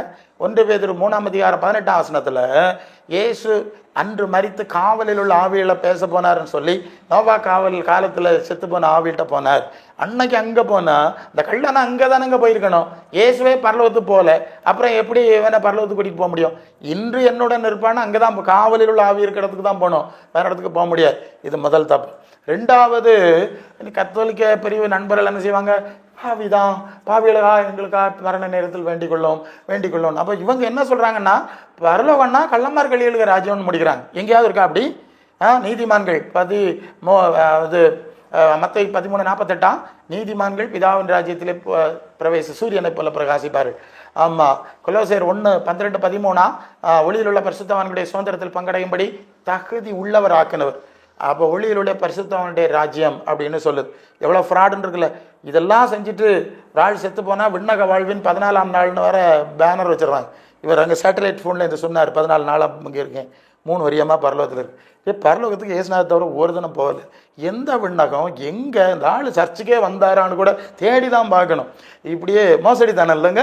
ஓகே, இப்போ நடந்துட்டு இருக்கல கண்டினியூஷன். ஸோ அதனால தான் அதையும் பார்த்துருவோம். கடைசியாக ஒன்று பார்த்துருவோம். அது என்னன்னா ரொம்ப முக்கியமான விஷயம், ஆவி கொடுக்குற ஊழியம். இது ரொம்ப இப்போ சிக்கலாக போய்ட்டு ஆவி கொடுக்குற ஊழியம். அதாவது தேவன் ஆவியாக இருக்கிறார். இயேசு சொன்னார், ஒருவன் என்னில் அன்பாக இருந்தால் என் வசனத்தின்படி நடக்க என் சீஷன் ஆகணும். அப்படி ஆனால் நான் அவர்களுக்காக பிதாவின் இடத்தில் ஜெபம் பண்ணி அந்த பரிசுத்த ஆவியை அனுப்புவேன். அது யோவான் 4:15-16 அது இருக்கிறது. நான் பரிசுத்த ஆவியை உங்களுக்காக அனுப்பி வைப்பேன். யோவான் 15:26 பிதாவின் இடத்திலிருந்து நான் அனுப்ப போகிறவரும் பிதாவின் இடத்திலிருந்து புறப்படுகிறவரும் பரிசுத்த ஆவி வரும்போது அவர் என்னை குறித்து சாட்சி கொடுப்பார். அதெல்லாம் வசனங்கள் போகும். அப்போ நான் தான் அனுப்பணும். யாருங்க அனுப்புறது? இயேசு தான் அனுப்பணும். அது யோவான் 14:6 தானே. நானே வழியும் சத்தியமும் ஜீவனமாக இருக்கிறேன், என்னாலே எல்லாமே ஒருவன் பிதாவின் இடத்தில் நம்புறீங்களா? ஆமாம் பிரசங்கர், அது நம்பி தான் ஆகணும். அப்போ இங்கேருந்து அங்கே போனோம்னாலும் ஏசு வழியாக தான் போகணும். அப்போ அங்கேருந்து என்னொன்று இங்கே வரணுன்னாலும் அவர் வழியாக தான் வரணும். இதையும் ஏற்றுக்கொள்வீங்கல்ல. இங்கேருந்து அங்கேயும் போக முடியாது, அங்கேருந்து இங்கே வரணுன்னாலும் ஓகே. அப்போ பரிசுத்த ஆவி ஏசு தருகிறார். மற்றவங்க தண்ணியினால் ஜான்சான் கொடுத்தாங்க, நான் அக்கினினால் தர்றேங்கிறார். அப்படி தான் சொல்லியிருக்கேன். சரியா? யோவான் சொல்லிட்டேன். இப்போ எங்களுக்கு இயேசுநாதருக்கு தர்ற ஆவி வேண்டாம். ஏன்னா அந்த ஆவி வேணும்னா அவர் சொல்கிறத கேட்டு அவருக்கு சீஷத்துவத்துக்கு ஒப்பு கொடுத்தா இல்லாமல் தரமாட்டார். அதுதான் நிபந்தனை. என் வசனத்தின்படி எனக்கு ஒப்பு கொடுத்தா தான் நான் ஆவி தரேன். அப்படி தான் நடந்திருக்கு. அதெல்லாம் நம்மளால முடியாது. வேறு ஏதாவது பக்க வழி இருக்கா, ஷார்ட்கட் இருக்கா அப்படின்னா அதுக்கு கொஞ்சம் வேறு இருக்குது. நாங்கள் வாங்கியிருக்கோம், குத்து மதிப்பாக கான்ட்ராக்டாக வாங்கிட்டோம், இதை நாங்கள் தர்றோம் அப்படின்னு வாங்கன்னா தலையில் வச்சு உருட்டி புரட்டி தூக்கியெல்லாம் எறியுது. நீங்கள் இன்டர்நேஷ்னலி நெட்டில் எல்லாம் போனால் பல விதமான வித்தைகள்லாம் நடக்குது. அப்படி ஆவி கொடுக்குறாங்க. ஸோ அப்படி கேட்டால் என்ன சொல்கிறாங்கன்னா, நான் ஷார்ட்டாக சொல்கிறேன். அனனியா கையை வச்ச போது பரிசுத்த ஆவி பவுலுக்கு வந்தார். பவுல் கையை வச்ச போது விசுவாசிகளுக்கு வந்தாங்க.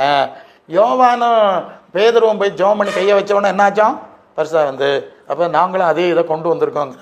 இப்போ இப்படி தான் உங்களை ஏமாற்றணுன்னா இப்படி தானே வரணும். இல்லைன்னா அப்புறம் இயேசுநாதர்கிட்டே வசனத்தை வச்சு தான் ஏமாத்திருக்கான் சிற்றை. ஸோ அதே இடத்தெல்லாம் வருவான்.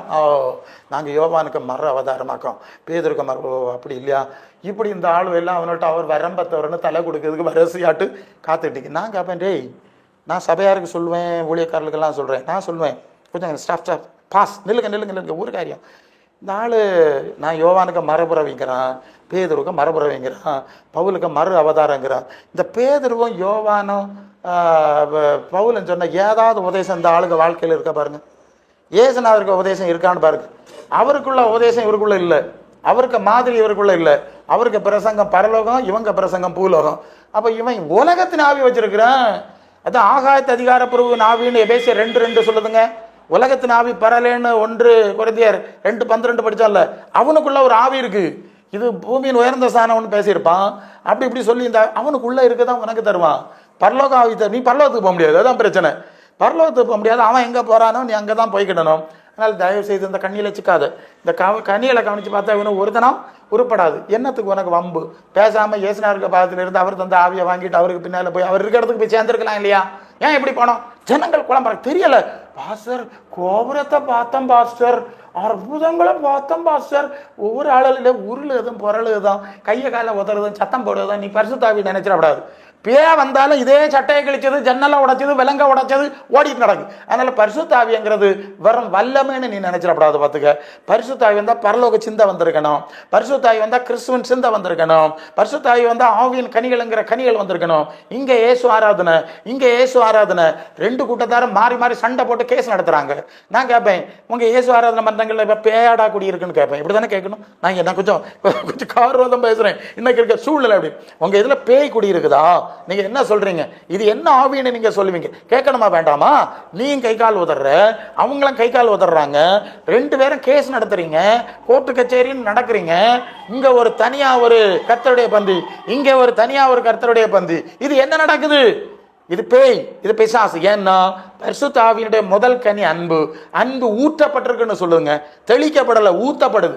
உங்களுக்குள்ள அன்பு ஊற்றப்பட்டிருந்தா இது நடக்காது. இப்போ வம்பு ஊற்றப்பட்டிருக்கு, இது அடுத்தவன் நெஞ்சில் அடிக்கிற அம்பு ஊற்றப்பட்டிருக்கு. சொல்லணுமா வேண்டாமா? இந்த கள்ளத்தனத்தை சொல்லும்போது கொஞ்சம் காரமாக தான் பேச வேண்டியது. ஸோ அதனால் தயவு செய்து இந்த ஆவியில் போய் சிக்காத, பரிசுத்த ஆவிக்கு தேவ சித்தம் செய்து சீசராகி காத்துரு. அப்போ என்னெல்லாம் பார்த்தோம்னா, கிருபை ஒன்றும் கிடையாது, கள்ளமரம் கள்ளிகளுக்கு பரலூர் ராஜ்யத்துக்கு போகிறாங்கிறது மோசமான போதனை. ஆமாம். ரெண்டாவது, சில்வ கலரில் போன்ற பாவின்னு நெஞ்சில் அடித்தா போதும் போயிடலான்னு. பாவியாக இருந்து பாவத்திலிருந்து விடுதலையாக்கப்பட்டு தேவனுக்கு அடிமையானதினால் பரிசுத்தமாதல் கிடைக்கும் பலன், முடிவோ நித்திய ஜீவன். ரோமர் 6:22. கவனமாயிரு. இயேசுவன் சீசராவி அவருக்கு பின்தொடராம அவரை ஆராதிக்கிறமா இருக்கிறோம், ஒரு மோசடியான போதனை. ஷார்ட்டாக இருக்கனால நான் ஷார்ட்டாக சொல்கிறேன். அப்புறம் ஏசு கொடுக்குற ஆவி வேண்டாம், இவனை கொடுக்குற ஆவி போதும் நீ ஓடுனேன்னா இது ஒரு ஆவின்னு சொல்லுவான். இது வேற ஆவி, பரிசுத்த ஆவி அல்ல. ஒரு வசனத்தோட முடிக்கணும். அது 2 கொரிந்தியர் 11:3.